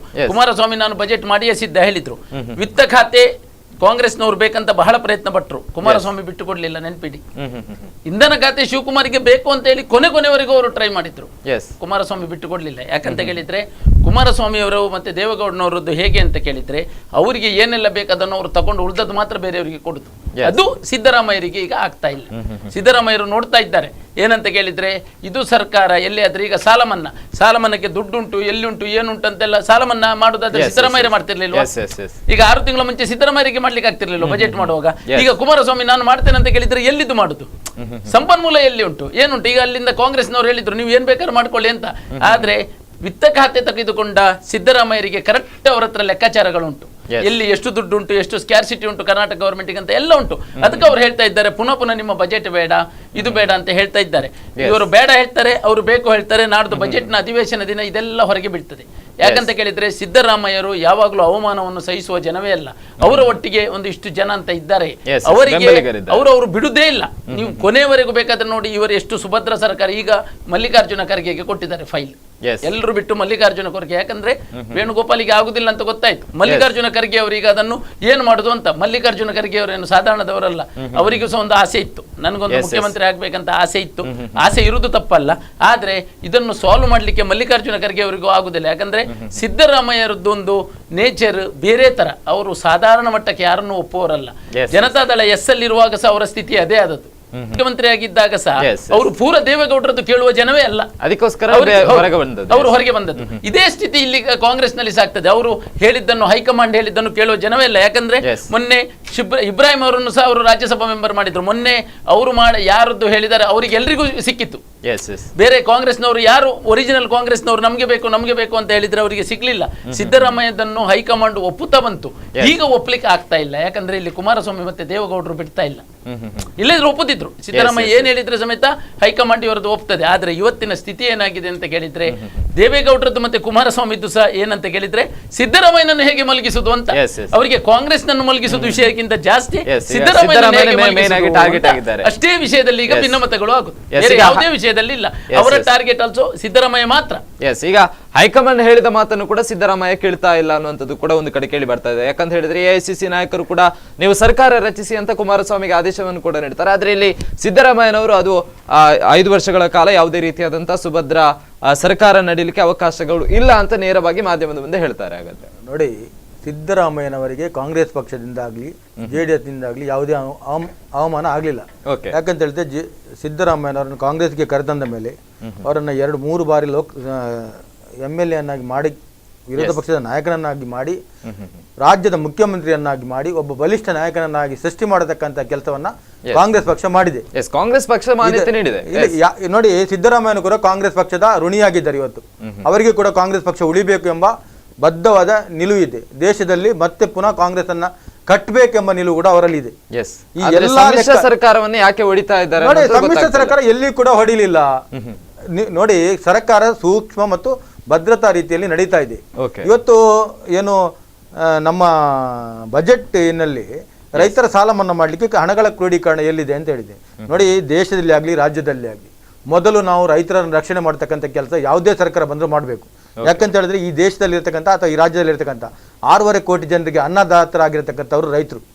ಇವತ್ತು ಅನೇಕ ಇಲಾಖೆಗಳು ನಮ್ಮ ಸರ್ಕಾರದಲ್ಲಿ ಇದೆ. ಅನೇಕ ಇಲಾಖೆಗಳಲ್ಲಿ ಕೆಲವೊಂದು ಇಲಾಖೆಗಳಲ್ಲಿ ಹಣಗಳು ಬಹಳಷ್ಟು ಕಡಿಮೆ ಖರ್ಚಾಗ್ತದೆ. ಆ ಇಲಾಖೆಯ ಹಣಗಳು ಯಾವುದರಲ್ಲಿ ಕಡಿಮೆ ಖರ್ಚಾಗ್ತದ ಅಂತ ಇಲಾಖೆಗಳಲ್ಲಿ ಅದನ್ನ ಸ್ವಲ್ಪ ಹಿಂದಕ್ಕೆ ತೆಗೆದುಕೊಂಡು ಏನು ರೈತರಿಗೆ ಸಹಾಯ ಮಾಡಬೇಕಾ, ಅದಕ್ಕೆ ಯಾವ ರೀತಿ ಬೇರೆ ಕ್ರೋಢೀಕರಣ ಯಾವ ರೀತಿ ಮಾಡಬೇಕು, ಈ ರೀತಿಯಿಂದ ಎಷ್ಟು ಹಣವನ್ನು ಸಂಪಾದನೆ ಮಾಡಲಿಕ್ಕಾಗ್ತದೆ, ಮತ್ತೆ ಬೇರೆ ಕ್ರೋಢೀಕರಣದಲ್ಲಿ ಯಾವ ರೀತಿಯಲ್ಲಿ ಸಂಪಾದನೆ ಮಾಡಲಿಕ್ಕಾಗ್ತದೆ, ಆ ಸಂಪಾದನೆಯನ್ನು ಮಾಡಿದಂಥ ಹಣದಿಂದ ರೈತರ ಸಾಲವನ್ನು ಮನ್ನಾ ಮಾಡಲಿಕ್ಕೆ ಅದು ದೊಡ್ಡ ಕೆಲಸ ಅಲ್ಲ. ಯಾಕೆಂತ ಹೇಳಿದ್ರೆ ಈ ದೇಶವನ್ನ ಬದುಕಿರ್ತಕ್ಕಂಥವರು ರೈತರು. ಅವರ ಕಷ್ಟದಲ್ಲಿ ಎಲ್ಲರೂ ಭಾಗಿಯಾಗಿರ್ತಾರೆ. ಅದನ್ನು ವಿರೋಧ ಮಾಡ್ತಕ್ಕಂಥ ಯಾವ ಇಲಾಖೆ ಕೂಡ ಇರುವುದಿಲ್ಲ. ಇದನ್ನು ನಾವು ತಿಳ್ಕೊಳ್ಬೇಕು. ರಾಜಕೀಯ ಅಂದ್ರೆ ಬರೀ ರಾಜಕೀಯ ಮಾತಾಡಲಿಕ್ಕೆ ಬಾಯಲ್ಲಿ ಮಾತಾಡಿ ಅದರಿಂದ ರಾಜಕೀಯ ಆಗ್ತದೆ, ಇದರಿಂದ ರಾಜಕೀಯ ಆಗ್ತದೆ. ಈ ದೇಶದ ಭವಿಷ್ಯತ್ತನ್ನು ಚಿಂತನೆ ಮಾಡತಕ್ಕಂಥ ಜವಾಬ್ದಾರಿ ನಮ್ಮಲ್ಲಿರಬೇಕು. ಮತ್ತೆ ಏನು ಕಾವೇರಿ ನೀರಾವರಿ ಆ ಸಂದರ್ಭದಲ್ಲಿ ಸುಪ್ರೀಂ ಕೋರ್ಟ್ ಆದೇಶ ಮಾಡಿತ್ತು, ನೀವು ನೀರು ಬಿಡಿ ಅಂತ. ಕರ್ನಾಟಕಕ್ಕೆ ಸಿದ್ದರಾಮಯ್ಯನವರು ಮುಖ್ಯಮಂತ್ರಿರುವಾಗ ಅವರ ಗಂಡಸುತನವನ್ನು ತೋರಿಸಿಕೊಟ್ಟಿದ್ದಾರೆ. ಒಬ್ಬ ಮುಖ್ಯಮಂತ್ರಿಯಾಗಿ ಆ ನೀರನ್ನ ಬಿಡದೆ ಈ ರಾಜ್ಯದ ರೈತರಿಗೆ ಯಾವುದೇ ರೀತಿ ಅನ್ಯಾಯ ಆದ್ರೂ ನಾನು ಬೇಕಾದ್ರೆ ನಮ್ಮ ಸರ್ಕಾರವನ್ನು ಬಿಡ್ತೇವೆ, ಆದರೆ ರಾಜ್ಯ ರೈತರಿಗೆ ಅನ್ಯಾಯ ಮಾಡಲಿಕ್ಕೆ ನಾವು ಬಿಡುದಿಲ್ಲ. ಇವತ್ತು ಒಂದು ಕಾವೇರಿಯ ನಮ್ಮ ಇದರ ಒಂದು ನೀರಿನ ಒಂದು ಸಮಿತಿ ರಚನೆ ಆಗ್ತಾ ಇದೆ. ಅದಕ್ಕೆ ನಮ್ಮ ಕರ್ನಾಟಕ ರಾಜ್ಯದ ಒಂದು ಮಾನ್ಯತೆಯನ್ನು ಕೊಡತಕ್ಕಂಥ ಕೆಲಸ ಕೂಡ ಆಗಿದೆ. ಇಂಥ ವ್ಯವಸ್ಥೆಯಲ್ಲಿ ಬಿಜೆಪಿ ಅವರು ಮಾತಾಡ್ತಾರೆ, ಅದನ್ನೇನು ಮಾಡಿ ತಪ್ಪು ಮಾಡಿದ್ರೆ ಅದು ಟಿಪ್ಪು ಸುಲ್ತಾನ್ ಹೆಸರಿಟ್ಟು ಅದಕ್ಕೆ ಬೊಬ್ಬೆ ಹಾಕ್ತಾರೆ. ಅಲ್ಲಿ ದೇಶದ ರೈತರಿಗೆ, ಈ ರಾಜ್ಯದ ರೈತರಿಗೆ ಅನ್ಯಾಯ ಆಗ್ತಾ ಇದೆ. ಒಂದು ವಿರೋಧ ಪಕ್ಷದ ಮುಖಾಂತರ ಈ ದೇಶದ ಪ್ರಧಾನಿಯವರು ಅದನ್ನು ಕರೆದು ಕೇಳುವುದಿಲ್ಲ, ಇವರು ಹೋಗಿ ಕೇಳುವುದಿಲ್ಲ, ಇವರ ಲೋಕಸಭಾ ಸದಸ್ಯರಿದ್ದಾರೆ ಆ ಬಗ್ಗೆ ಮಾತಾಡುವುದಿಲ್ಲ. ಇವರು ಮಾತಾಡ್ತಾರೆ, ಇಲ್ಲಿ JDS ನ ಬಗ್ಗೆ ಮಾತಾಡ್ತಾರೆ, ಇಲ್ಲಿ ಕಾಂಗ್ರೆಸ್ ನ ಬಗ್ಗೆ ಮಾತಾಡ್ತಾರೆ. ಅದನ್ನ ಬಿಟ್ಟು ಈ ದೇಶದ ಈ ರಾಜ್ಯದ ರೈತರ ಬಗ್ಗೆ, ಅದರ ಬಗ್ಗೆ ಕೂಡ ನೀವು ಸ್ವಲ್ಪ ಚರ್ಚೆ ಮಾಡಿ, ಅದರ ಬಗ್ಗೆ ಮಾತಾಡಿ. ಬರೀ ಸುಮ್ಮನೆ ಕೈಕಟ್ಟಿ ಕುತ್ಕೊಂಡ್ರೆ ಏನ್ ಪ್ರಯೋಜನ?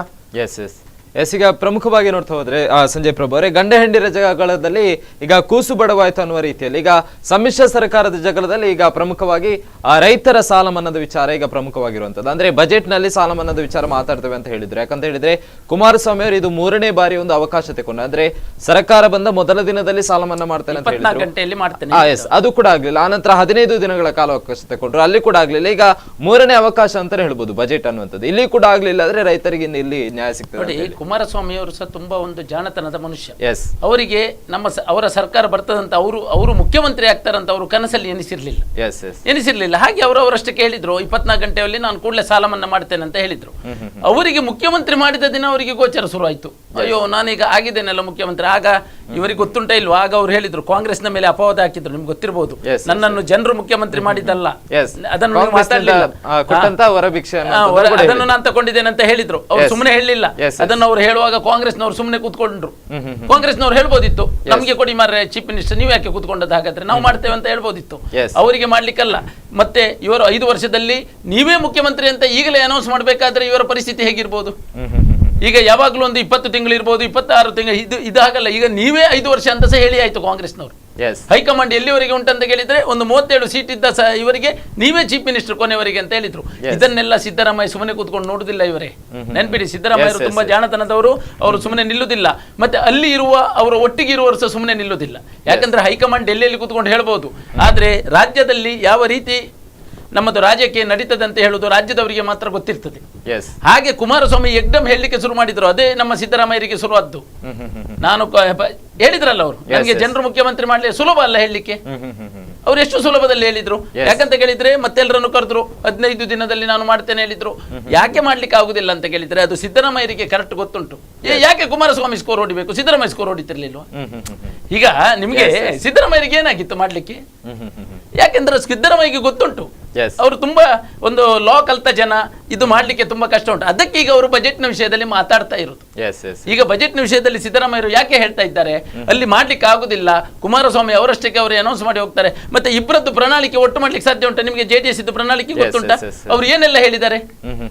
ಈಜಬದಿಂದ ಹಲವಾರು ಪ್ರಣಾಳಿಕೆ ಹೇಳಿದ್ದಾರೆ, ಈಜಬದಿಂದ ಕಾಂಗ್ರೆಸ್ನವರು ಹೇಳಿದ್ದಾರೆ. ಈ ಎರಡು ಪ್ರಣಾಳಿಕೆಗಳನ್ನು ಒಟ್ಟು ಮಾಡಿ ಹೋಗುದು ಅಂತ ಹೇಗೆ ಒಟ್ಟು ಮಾಡುದು? ಫಸ್ಟ್ ಇದ್ದೇ ಆಗ್ಲಿಲ್ಲ, ರೈತರ ಸಾಲ ಮನ್ನವೇ ಆಗ್ಲಿಲ್ಲ. ಈಗಲೇ ಸರ್ಕಾರ ಸಾಲದಲ್ಲಿದೆ. ಹೌದು, ಅದಾಯ್ತಲ್ಲ, ಅದ್ರ ಬಗ್ಗೆ ನಾವು ಮಾತಾಡ್ಬೇಕಂತ ಇಲ್ಲ, ಅದು ಎಲ್ರಿಗೂ ಗೊತ್ತಿದ್ದ ವಿಷಯ. ಆದ್ರೆ ಈ ಎರಡೂ ಪ್ರಣಾಳಿಕೆಗಳನ್ನು ತೆಗೆದುಕೊಂಡು ಈ ಸಮ್ಮಿಶ್ರ ಸರ್ಕಾರ ಹೋಗ್ತಾ ಇರ್ಬೋದು, ಅಭಿವೃದ್ಧಿ ಮಾತ್ರ ಆಗುದಿಲ್ಲ. ಯಾಕಂತ ಕೇಳಿದ್ರೆ ಯಾವ ಮಿನಿಸ್ಟ್ರಿಗೂ ಏನು ಕೆಲಸ ಮಾಡ್ಬೇಕಂತ ಗೊತ್ತಿಲ್ಲ. ಈಗ ಪರಿಸ್ಥಿತಿ ಹೇಗಾಗಿದೆ ಅಂತ ನಿಮಗೆ ಗೊತ್ತಿರಬಹುದು. ಇಷ್ಟು ದಿನ ಆದ್ರೆ ಸಮೇತ ಚಟುವಟಿಕೆಗಳು ಶುರುವಾಗ್ಲಿಲ್ಲ, ಎಲ್ಲಿಯೂ ಚಟುವಟಿಕೆಗಳು ಶುರುವಾಗ್ಲಿಲ್ಲ.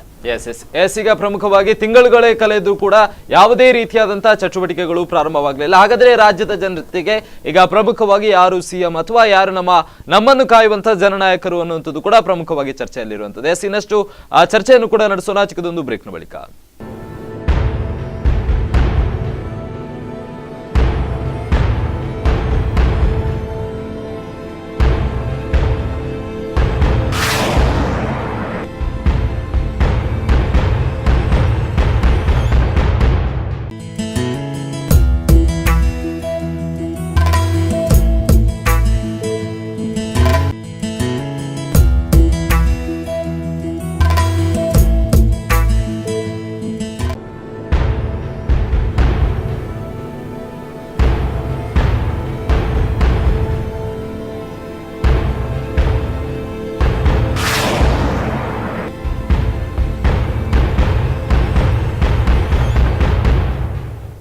ವಿರಾಮದ ಬಳಿಕ ಸಿದ್ದು ಪವರ್ ಪ್ಲೇ ವಿಶೇಷ ಕಾರ್ಯಕ್ರಮಕ್ಕೆ ಸ್ವಾಗತ. ಈಗ ಪ್ರಮುಖವಾಗಿ ಸಿದ್ದರಾಮಯ್ಯನವರ ಮಾತುಗಳು ಈಗ ಪ್ರಮುಖವಾಗಿರುವಂತದ್ದು ಎಲ್ಲಾ ಕಡೆನೂ ಕೂಡ, ಎಲ್ಲಾ ವಿಚಾರವಾಗಿ ಅಂದ್ರೆ ಸಮ್ಮಿಶ್ರ ಸರ್ಕಾರವನ್ನೇ ಈಗ ಒಂದು ಆಚೀಚೆ ಮಾಡುವಂತಹ ಒಂದು ಮಾತುಕತೆಗಳು ಕೂಡ ಶಾಂತಿವನದಲ್ಲಿ ಕೇಳಿ ಬರ್ತಾ ಇತ್ತು. ಹಾಗಾಗಿ ಇದರ ಬಗ್ಗೆ ಹೆಚ್ಚಾಗಿ ಚರ್ಚೆಗಳು ಕೂಡ ನಡೀತಾ ಇದೆ. ಈಗಿನ ಸರ್ಕಾರದಲ್ಲಿ ಅಂದ್ರೆ ಸಮ್ಮಿಶ್ರ ಸರ್ಕಾರದಲ್ಲಿ ಪ್ರಮುಖವಾಗಿ ಸಾಲ ಮನ್ನಾಕ್ಕಿಂತ ಸಿದ್ದರಾಮಯ್ಯನವರದ್ದೇ ಪ್ರಮುಖವಾಗಿ ಟೆನ್ಷನ್ ಆಗಿರುವಂತದ್ದು. ಇದರ ಬಗ್ಗೆ ಚರ್ಚೆ ನಡೆಸೋಣ. ಈಗ ಗಣೇಶ್ ಪೂಜಾರಿ ಅವರೇ, ಸಾಲ ಮನ್ನಾ ಅನ್ನುವಂಥದ್ದು ಈಗ ರಾಜ್ಯದಲ್ಲಿ ಪ್ರಮುಖವಾಗಿರುವಂಥದ್ದು, ಆದ್ರೆ ಅದು ಈಗ ಎಲ್ಲೂ ಕೂಡ ಕೇಳಿ ಬರ್ತಾ ಇಲ್ಲ. ಅಂದ್ರೆ ಬಜೆಟ್ ಮಂಡನೆ ಸಂದರ್ಭದಲ್ಲಿ ಸಾಲ ಮನ್ನಾ ಆಗ್ತದೆ ಅನ್ನುವಂಥದ್ದು ಕೂಡ ಹೇಳಿದ್ರು. ಹಾಗಾಗಿ ಈಗ ಕಾಂಗ್ರೆಸ್ ಮತ್ತು JDS ಒಂದು ಸಮ್ಮಿಶ್ರ ಒಂದು ಪಕ್ಷದಲ್ಲಿ ಈ ಬಾರಿ ಸಾಲ ಮನ್ನಾ ಆಗ್ತದಾ ಇಲ್ವಾ? ಹಾಗಾದ್ರೆ ನೋಡಿ, ನಾಡ್ದು ಬಜೆಟ್ ಆಗೋದಕ್ಕೆ ಮೊದಲು ಸಮನ್ವಯ ಸಮಿತಿಯ ಸಭೆ ಆಗ್ತದೆ. ಸಮನ್ವಯ ಸಮಿತಿಯ ಸಭೆಯಲ್ಲಿ ಒಂದು ತೀರ್ಮಾನವನ್ನು ತೆಗೆದುಕೊಳ್ಳುತ್ತದೆ. ಕುಮಾರಸ್ವಾಮಿ ನೇರವಾಗಿ ನಾನು ಮಾಡ್ತೇನೆ ಅಂತ ಹೇಳಿಕ್ಕೆ ಅವರಿಗೆ ಯಾವುದೇ ರೀತಿಯ ನೈತಿಕತೆ ಇಲ್ಲ ಅಲ್ಲಿ. ಯಾಕಂತ ಹೇಳಿದ್ರೆ ಅವರಲ್ಲಿ ಇರತಕ್ಕಂಥ ಬೆಂಬಲಗಳು ಬರೀ 37 ಕ್ಷೇತ್ರಗಳು. ಸಮ್ಮಿಶ್ರ ಸರ್ಕಾರ ಅಂದ್ಮೇಲೆ ಎರಡು ಕೂಡ ಪಕ್ಷ ಅದಕ್ಕೆ ಅವರು ನೋಡಿ, ಅವರು ನೇರವಾದ ಮಾತುಗಳನ್ನ ಹೇಳುವಾಗ ಇವತ್ತು ದೇವೇಗೌಡರು ಇರ್ಬೋದು, ರೇವಣ್ಣ ಇರ್ಬೋದು, ಇವರು ನೇರವಾಗಿ ಅದನ್ನೆಲ್ಲ ಪ್ರೊಸೀಡ್ ಮಾಡುದು ನಾವು ರೈತರ ಸಾಲ ಮಾಡಬಾರ್ದು, ಇದನ್ನ ಅವರು ನಿಲ್ಲಿಸಬೇಕು ಮೊದಲು. ಅದರಲ್ಲಿ ಯಾವುದೇ ರೀತಿಯ ಮುಲಾದಿಲ್ಲ. ನಾವು ಬೆಂಬಲ ಕೊಟ್ಟದಂತ ಮುಖ್ಯಮಂತ್ರಿ ಮಾಡೋದಾದ್ರೆ ಅಷ್ಟು ಸುಲಭದ ಜವಾಬ್ದಾರಿ ಇಲ್ಲ. ಅದು ಒಬ್ಬ ಮುಖ್ಯಮಂತ್ರಿ ಆಗುದಂದ್ರೆ ಅದು ಸಣ್ಣ ಕೆಲಸ ಅಲ್ಲ. ಅದನ್ನ ಗೌರವಯುತವಾಗಿ ಉಳಿಸಿಕೊಂಡು ಕಾಂಗ್ರೆಸ್ ಪಕ್ಷದ ಜೊತೆಯಲ್ಲಿ ಅದನ್ನ ಸರಿಯಾಗಿ ಪಾಲಿಸತಕ್ಕಂಥ ಜವಾಬ್ದಾರಿಯನ್ನು ಪಾಲಿಸಿ ಆ ನಂತರ ಮಾತನಾಡೋದನ್ನು ಮಾತನಾಡಬೇಕು. ಹಾಗಾದ್ರೆ ಈಗ ಸಾಲ ಮನ್ನಾಕ್ಕೆ ತಮ್ಮ ಬೆಂಬಲವಿಲ್ಲ? ನಮ್ಮ ಬೆಂಬಲ ಖಂಡಿತವಾಗಿ ಇದೆ. ರೈತರ ವಿರೋಧ ಹೋಗತಕ್ಕಂತಹ ಸರ್ಕಾರ ಕಾಂಗ್ರೆಸ್ ಪಕ್ಷ ಯಾವತ್ತೂ ಅಲ್ಲ. ಅದನ್ನು ಮಾಡುವ ರೀತಿಯಾಗಿ ಯಾವ ರೀತಿಯಲ್ಲಿ ಮಾಡಬಹುದು ಎಂಬುದನ್ನ ಅದು ನಮ್ಮ ಸಮನ್ವಯ ಸಮಿತಿಯಲ್ಲಿ ಅವರು ತೀರ್ಮಾನ ತಗೊಳ್ತಾರೆ. ಅದರಲ್ಲಿ ಸಾಲ ಮನ್ನಾವನ್ನು ಕೂಡ ಈ ಸಲ ಮಾಡ್ತಾರೆ. ಅದು ಎಷ್ಟರ ಮಟ್ಟಿಗೆ ಮಾಡ್ತಾರೆ ಎಂಬುದು ಅದು ಸರಿಯಾದ ಒಂದು ನಿಖರವಾದ ವ್ಯವಸ್ಥೆ ಇಷ್ಟವರೆಗೆ ಅದಕ್ಕೆ ಬರಲಿಲ್ಲ. ಯಾಕಂತ ಹೇಳಿದ್ರೆ ಅದು ಸಮನ್ವಯ ಸಮಿತಿಯ ಮೀಟಿಂಗ್ ಅಲ್ಲಿ ಯಾವ ರೀತಿಯಲ್ಲಿ ಕ್ರೋಢೀಕರಣ ಮಾಡಿ ಯಾವ ರೀತಿ ಮಾಡಬಹುದು ಎಂಬುದನ್ನ ಎರಡೂ ಪಕ್ಷಗಳು ಕೂತ್ಕೊಂಡು ತೀರ್ಮಾನವನ್ನು ತಗೊಳ್ತದೆ. ಮತ್ತೆ ಏನಂತ ಹೇಳಿದ್ರೆ ಇವತ್ತು ನೋಡಿ, ಯಾವುದೇ ಸಂದರ್ಭಕ್ಕೂ ನಾವು ರಾಜ್ಯ ಸರ್ಕಾರವನ್ನು ಉರುಳಿಸಲಿಲ್ಲ. ಯಾಕಂತ ಹೇಳಿದ್ರೆ ಈ ರಾಜ್ಯದ ಜನರಿಗೆ ಹೊರೆ ಕೊಡ್ತಕ್ಕಂಥ ಕೆಲಸವನ್ನು ನಾವು ಮಾಡುದಿಲ್ಲ. ಇವತ್ತು ನಮ್ದು 2 ಬೈಲೆಕ್ಷನ್ಗಳು ಕೂಡ ಚುನಾವಣೆ ನಡೆದ ನಂತರ 2 ಕೂಡ ನಾವು ಗೆದ್ದಿದ್ದೇವೆ. ಕಾಂಗ್ರೆಸ್ ಪಕ್ಷ ಏನು ದೊಡ್ಡ ಅದೇ ದೊಡ್ಡ ಇವತ್ತು ಚುನಾವಣೆಗೆ ಹೋದ್ರೆ ನಮ್ಗೇನು ದೊಡ್ಡ ಇದಾಗಿದೆ. ಆದ್ರೆ ಅದು ಜನರಿಗೂ ಹೊರೆ, ರಾಜಕೀಯ ಪಕ್ಷಗಳಿಗೂ ಹೊರೆ, ಈ ಒಂದು ಆಡಳಿತ ವ್ಯವಸ್ಥೆಗೂ ಧಕ್ಕೆ. ಇಂಥ ವ್ಯವಸ್ಥೆಗಳು ಆಗಬಾರ್ದು. ಮತ್ತೆ ಯಾವಾಗಲೂ ಕೂಡ ವಿರೋಧ ಪಕ್ಷದಲ್ಲಿರ್ತಕ್ಕಂಥ BJP ಅವರು ಮಾಧ್ಯಮದಲ್ಲಿ ಕುತ್ಕೊಂಡು ಏನು ಮಾತಾಡೋದನ್ನು ನಿಲ್ಲಿಸಿ. ಏನು ನಿಮ್ಗೆ ಮಾತಾಡ್ಲಿಕ್ಕೆ ಉಂಟು, ಸದನದಲ್ಲಿ ಮಾತಾಡ್ಲಿಕ್ಕೆ ಅಂತ ಬೇಕಾದಷ್ಟು ವ್ಯವಸ್ಥೆಗಳಿವೆ.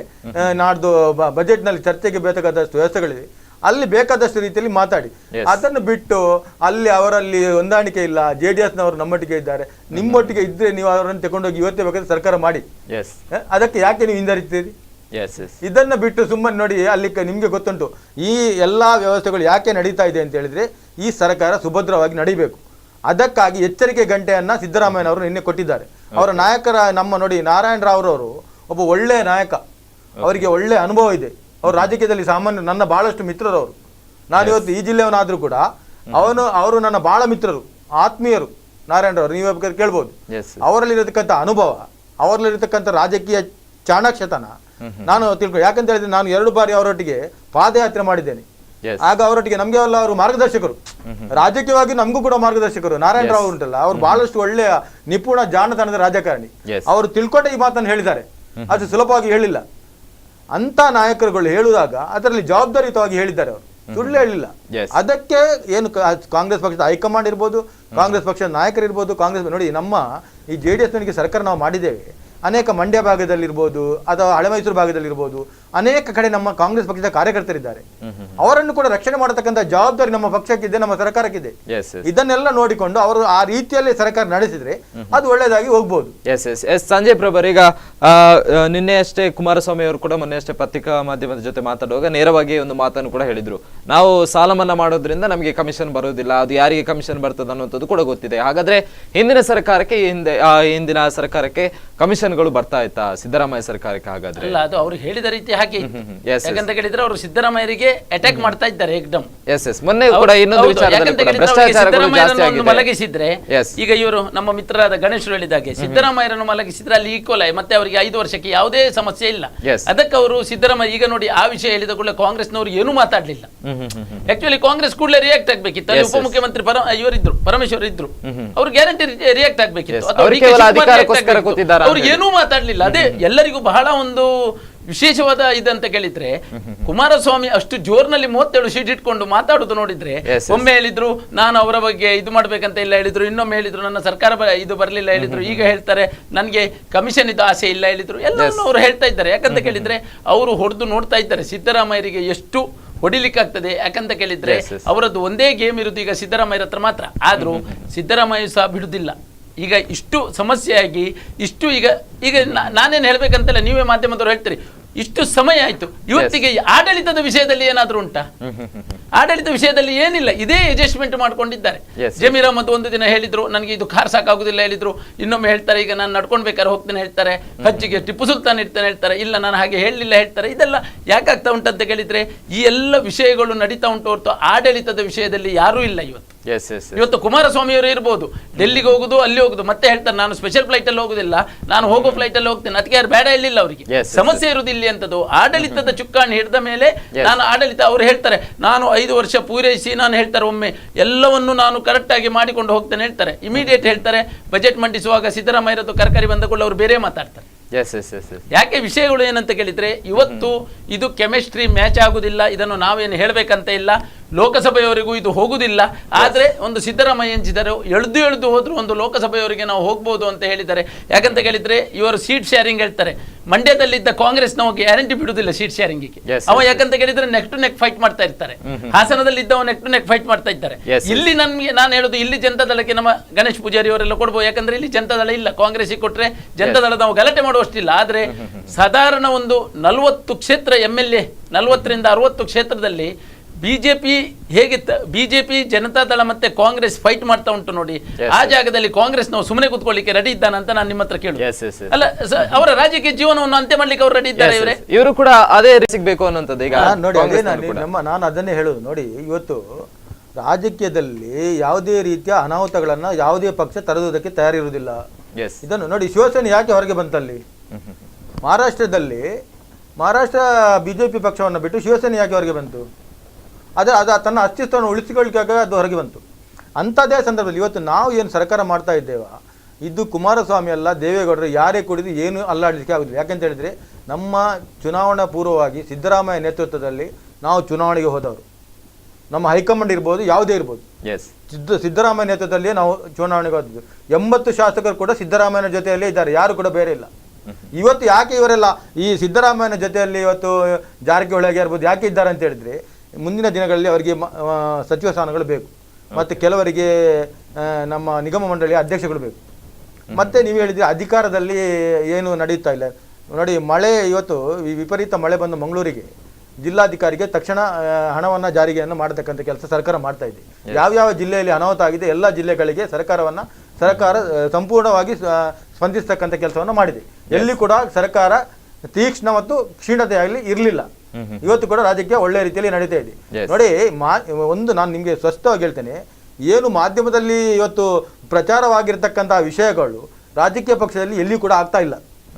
ಇದು ಒಂದು ಮಾಧ್ಯಮವನ್ನು ನೋಡಿ ಮತ್ತೊಂದು ಮಾಧ್ಯಮ ಮಾತಾಡೋದು, ಮತ್ತೊಂದು ಮಾಧ್ಯಮವನ್ನು ನೋಡಿ ಮತ್ತೊಂದು ಮಾಧ್ಯಮ, ಈ ರೀತಿಯ ದಿನ ಬೆಳಗ್ಗೆಯಿಂದ ಸಾಯಂಕಾಲದವರೆಗೆ ಇದೇ ರೀತಿಯ ಚರ್ಚೆಗಳು ನಡೀತಾ ಇದೆ. ನಾನು ಸ್ಪಷ್ಟವಾಗಿ ಹೇಳ್ತಾ ಇದ್ದೇನೆ, ಇವತ್ತು ಯಾವುದೇ ರೀತಿಯ ಗೊಂದಲಗಳು JDS ನಲ್ಲಾಗ್ಲಿ ಕಾಂಗ್ರೆಸ್ ನಲ್ಲಿ ಆಗ್ಲಿ ಇಲ್ಲ. ಹಾಗಾದ್ರೆ ಸಿದ್ದರಾಮಯ್ಯ ಅವರು ಹೇಳಿರ್ತಕ್ಕಂಥ ಸುಳ್ಳು ಅಥವಾ ಬಂದಿರತಕ್ಕಂಥ ವಿಡಿಯೋಗಳು ಸುಳ್ಳು ಅಂತ ಹೇಳಿ ಅವರ ನೋಡಿ, ಅವರು ಎಂತ ಹೇಳಿದ್ದು, ಯಾಕಾಗಿ ಕುಮಾರಸ್ವಾಮಿ ಅವರು ಇಷ್ಟು ಆತುರದಲ್ಲಿ ಸಾಲ ಮನ್ನಾದ ವಿಷಯ ಮಾತಾಡ್ಲಿಕ್ಕೆ, ಬಜೆಟ್ ವಿಷಯ ಮಾತಾಡ್ಲಿಕ್ಕೆ ಯಾಕೆ ಹೋಗಿದ್ದಾರೆ? ಅದರಲ್ಲಿ ಕ್ರಿಟಿಕಲ್ ಅದು ಏನು ಮಾಡ್ಲಿಕ್ಕೆ ಇದೆ ಅದನ್ನು ಮಾಡೋದಕ್ಕೆ ಬಜೆಟ್ ಮಾಡಿಸಬೇಕಂತ ಅವಶ್ಯಕತೆ ಇಲ್ಲ. ಏನು ನಮ್ಮ ಯೋಜನೆಗಳಿವೆ ಅದನ್ನು ಯಾವ ರೀತಿ ನಡೆಸಿಕೊಂಡು ಹೋಗೋದಕ್ಕೆ ಒಂದು ಮೀಟಿಂಗ್ ಮಾಡಿ ಮಾತಾಡುವಂತ ಆ ರೀತಿ ಹೇಳಿದ್ದಾರೆ ಹೊರತು ಅಲ್ಲಿ ಭಿನ್ನಾಭಿಪ್ರಾಯ ವಿಷಯದಲ್ಲಿ ಮಾತಾಡಲಿಲ್ಲ. ಆದ್ರೂ ಕೂಡ ಅದಕ್ಕೆ ವಿರುದ್ಧವಾಗಿ ಪರಮೇಶ್ವರ್ ಅವರು ಕೂಡ ಮಾತಾಡ್ತಾರೆ.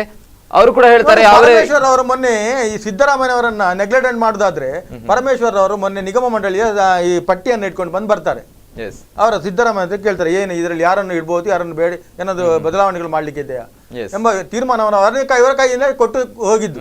ಈ ಮಾತಾಡುವಾಗ ಏನಾದ್ರು ಜನ ಇದ್ದಕ್ಕೆ ಸುಮ್ಮನೆ ಬೆಳಿಗ್ಗೆಯಿಂದ ಸಾಯಂಕಾಲದವರೆಗೆ JDS ಸರಿ ಇಲ್ಲ, ಕಾಂಗ್ರೆಸ್ ಸರಿ ಇಲ್ಲ, ಸರ್ಕಾರ ಸರಿ ಇಲ್ಲ ಅಂತ ಹೇಳ್ತಾ ಇದ್ದಾರೆ. ಎಲ್ಲಿ ಸರ್ಕಾರ ಸರಿ ಇಲ್ವಾ? ಇಲ್ಲಿ ನೋಡಿ, ಅಧಿಕಾರ ಮಾಡುವಾಗ ಅದನ್ನು ಉಳಿಸಿಕೊಳ್ಳತಕ್ಕಂಥ ಜವಾಬ್ದಾರಿ ನಮ್ಮಲ್ಲಿದೆ. ಅದಕ್ಕೆ ಯಾವ ರೀತಿಯ ತಂತ್ರಗಾರಿಕೆಗಳನ್ನು JDS ನವರು ಮಾಡ್ತಾರ, ಅದಕ್ಕೆ ಪ್ರತಿತಂತ್ರವನ್ನು ನಾವು ಸರ್ಕಾರದಲ್ಲಿ ಇದ್ದು ಮಾಡದೇ ಇದ್ರೆ ಅಲ್ಲಿ ಸರ್ಕಾರ ಉಳಿಯುವುದಿಲ್ಲ. ಅವರಷ್ಟಕ್ಕೆ ಹೋದಾಗ ಅಲ್ಲಿ ಸರ್ಕಾರ ಉಳಿಯುವುದಿಲ್ಲ. ಅದಕ್ಕಾಗಿ ಪ್ರತಿತಂತ್ರದ ಜವಾಬ್ದಾರಿಯನ್ನು ಕಾಂಗ್ರೆಸ್ ಪಕ್ಷ ಭದ್ರವಾಗಿ ಇಟ್ಕೊಳ್ತದೆ, ಭದ್ರವಾಗಿ ನಡೆಸ್ತದೆ, ಭದ್ರವಾಗಿ ಉಳಿಸಿಕೊಳ್ತದೆ. ಅಲ್ಲಪ್ಪ, ಸಿದ್ದರಾಮಯ್ಯರಿಗೆ ಏನಾಗಿದೆ ಅಂತ ಕೇಳಿದ್ರೆ, ಅವರು ಪ್ರತಿಯೊಂದು ಭಾಷಣದಲ್ಲಿ ಹೇಳಿದ್ದಾರೆ, ದೇವರಾಣೆ ಕುಮಾರಸ್ವಾಮಿ ಆಗುದಿಲ್ಲ, ದೇವರಾಣೆ ಯಡಿಯೂರಪ್ಪ ಆಗುದಿಲ್ಲ ಅಂತ ಅವರಷ್ಟಕ್ಕೆ ಹೇಳಿ ಹೋಗಿದ್ದಾರೆ. ಅದು ಅವರಿಗೆ ಇಲ್ಲಿ ಒಳಗೊಳಗೆ ಅಲ್ಲಿ ಕೂತ್ಕೊಂಡಾಗ ಬರ್ತಾ ಇರ್ತದೆ, ಅಷ್ಟು ಸುಲಭ ಇಲ್ಲ. ಅದು ರೀಕಾಲ್ ಆಗ್ತದೆ. ಅಲ್ಲಿ ಆರಾಮದಲ್ಲಿ ಇದ್ದಾರೆ ಅವರು, ಶಾಂತಿವನದಲ್ಲಿ. ನಾನು ದೇವರಾಣೆ, ಅದು ಸಹ ಧರ್ಮಸ್ಥಳದಲ್ಲಿ ಇದ್ದಾರೆ ಅವರಲ್ಲಿ. ದೇವರಾಣೆ ನಾನು ಹೇಳಿದ್ದೇನೆ ಕುಮಾರಸ್ವಾಮಿ ಆಗುದಿಲ್ಲ, ಈಗ ಕುಮಾರಸ್ವಾಮಿ ಆಗಿದ್ದಾನೆ, ಏನ್ ಮಾಡುದು, ಎಂತ ಮಾಡುದು? ಯಾಕಂತ ಕೇಳಿದ್ರೆ ಅವರಿಗೆ ತೃಪ್ತಿ ಇರ್ಲಿಕ್ಕೆ ಸಾಧ್ಯವೇ ಇಲ್ಲ. ಬೇರೆ ಯಾರಾದ್ರೂ ಅವರಿಗೆ ಅಂತ ಸಮಸ್ಯೆ ಇಲ್ಲ, ಆದ್ರೆ ದೇವೇಗೌಡರ ಕುಟುಂಬದವರು ಯಾರಾದ್ರೆ ಚೀಫ್ ಮಿನಿಸ್ಟರ್ ಆದ್ರೆ ಸಿದ್ದರಾಮಯ್ಯ ಅದನ್ನು ತಡಿಸಲಿಕ್ಕೆ ಸಾಧ್ಯವೇ ಇಲ್ಲ. ಯಾಕಂದ್ರೆ ಹೈಕಮಾಂಡ್ ಹೇಳಿದ್ದಕ್ಕೆ ಮರ್ಯಾದೆ ಪ್ರಶ್ನೆಗೆ, ಯಾಕಂದ್ರೆ ಅವರ ನೇತೃತ್ವದಲ್ಲಿ ಬಹುಮತ ಬರಲಿಲ್ಲ. ಅವ್ರು ಹೇಳ್ಬೇಕು, ನೀವು ನೋಡಿರ್ಬೋದು ಕುಮಾರಸ್ವಾಮಿ ದೇವೇಗೌಡ ಎಲ್ಲ ಮಾತಾಡುವಾಗ ಯಡಿಯೂರಪ್ಪ ಇವರು ನಮ್ಮ ಸಿದ್ದರಾಮಯ್ಯರು ಹೀಗೆ ನಿಂತುಕೊಂಡಿದ್ರು. ಅವರ ಸ್ಥಿತಿ ಏನಂತ ಕೇಳಿದ್ರೆ ಎಲ್ರಿಗೂ ಬಹಳ ಚಿತ್ರ ಆಗ್ತಿತ್ತು, ವಾಟ್ಸಪ್ ಅಲ್ಲಿ ಎಲ್ಲ ವೈರಲ್ ಆಗಿದೆ.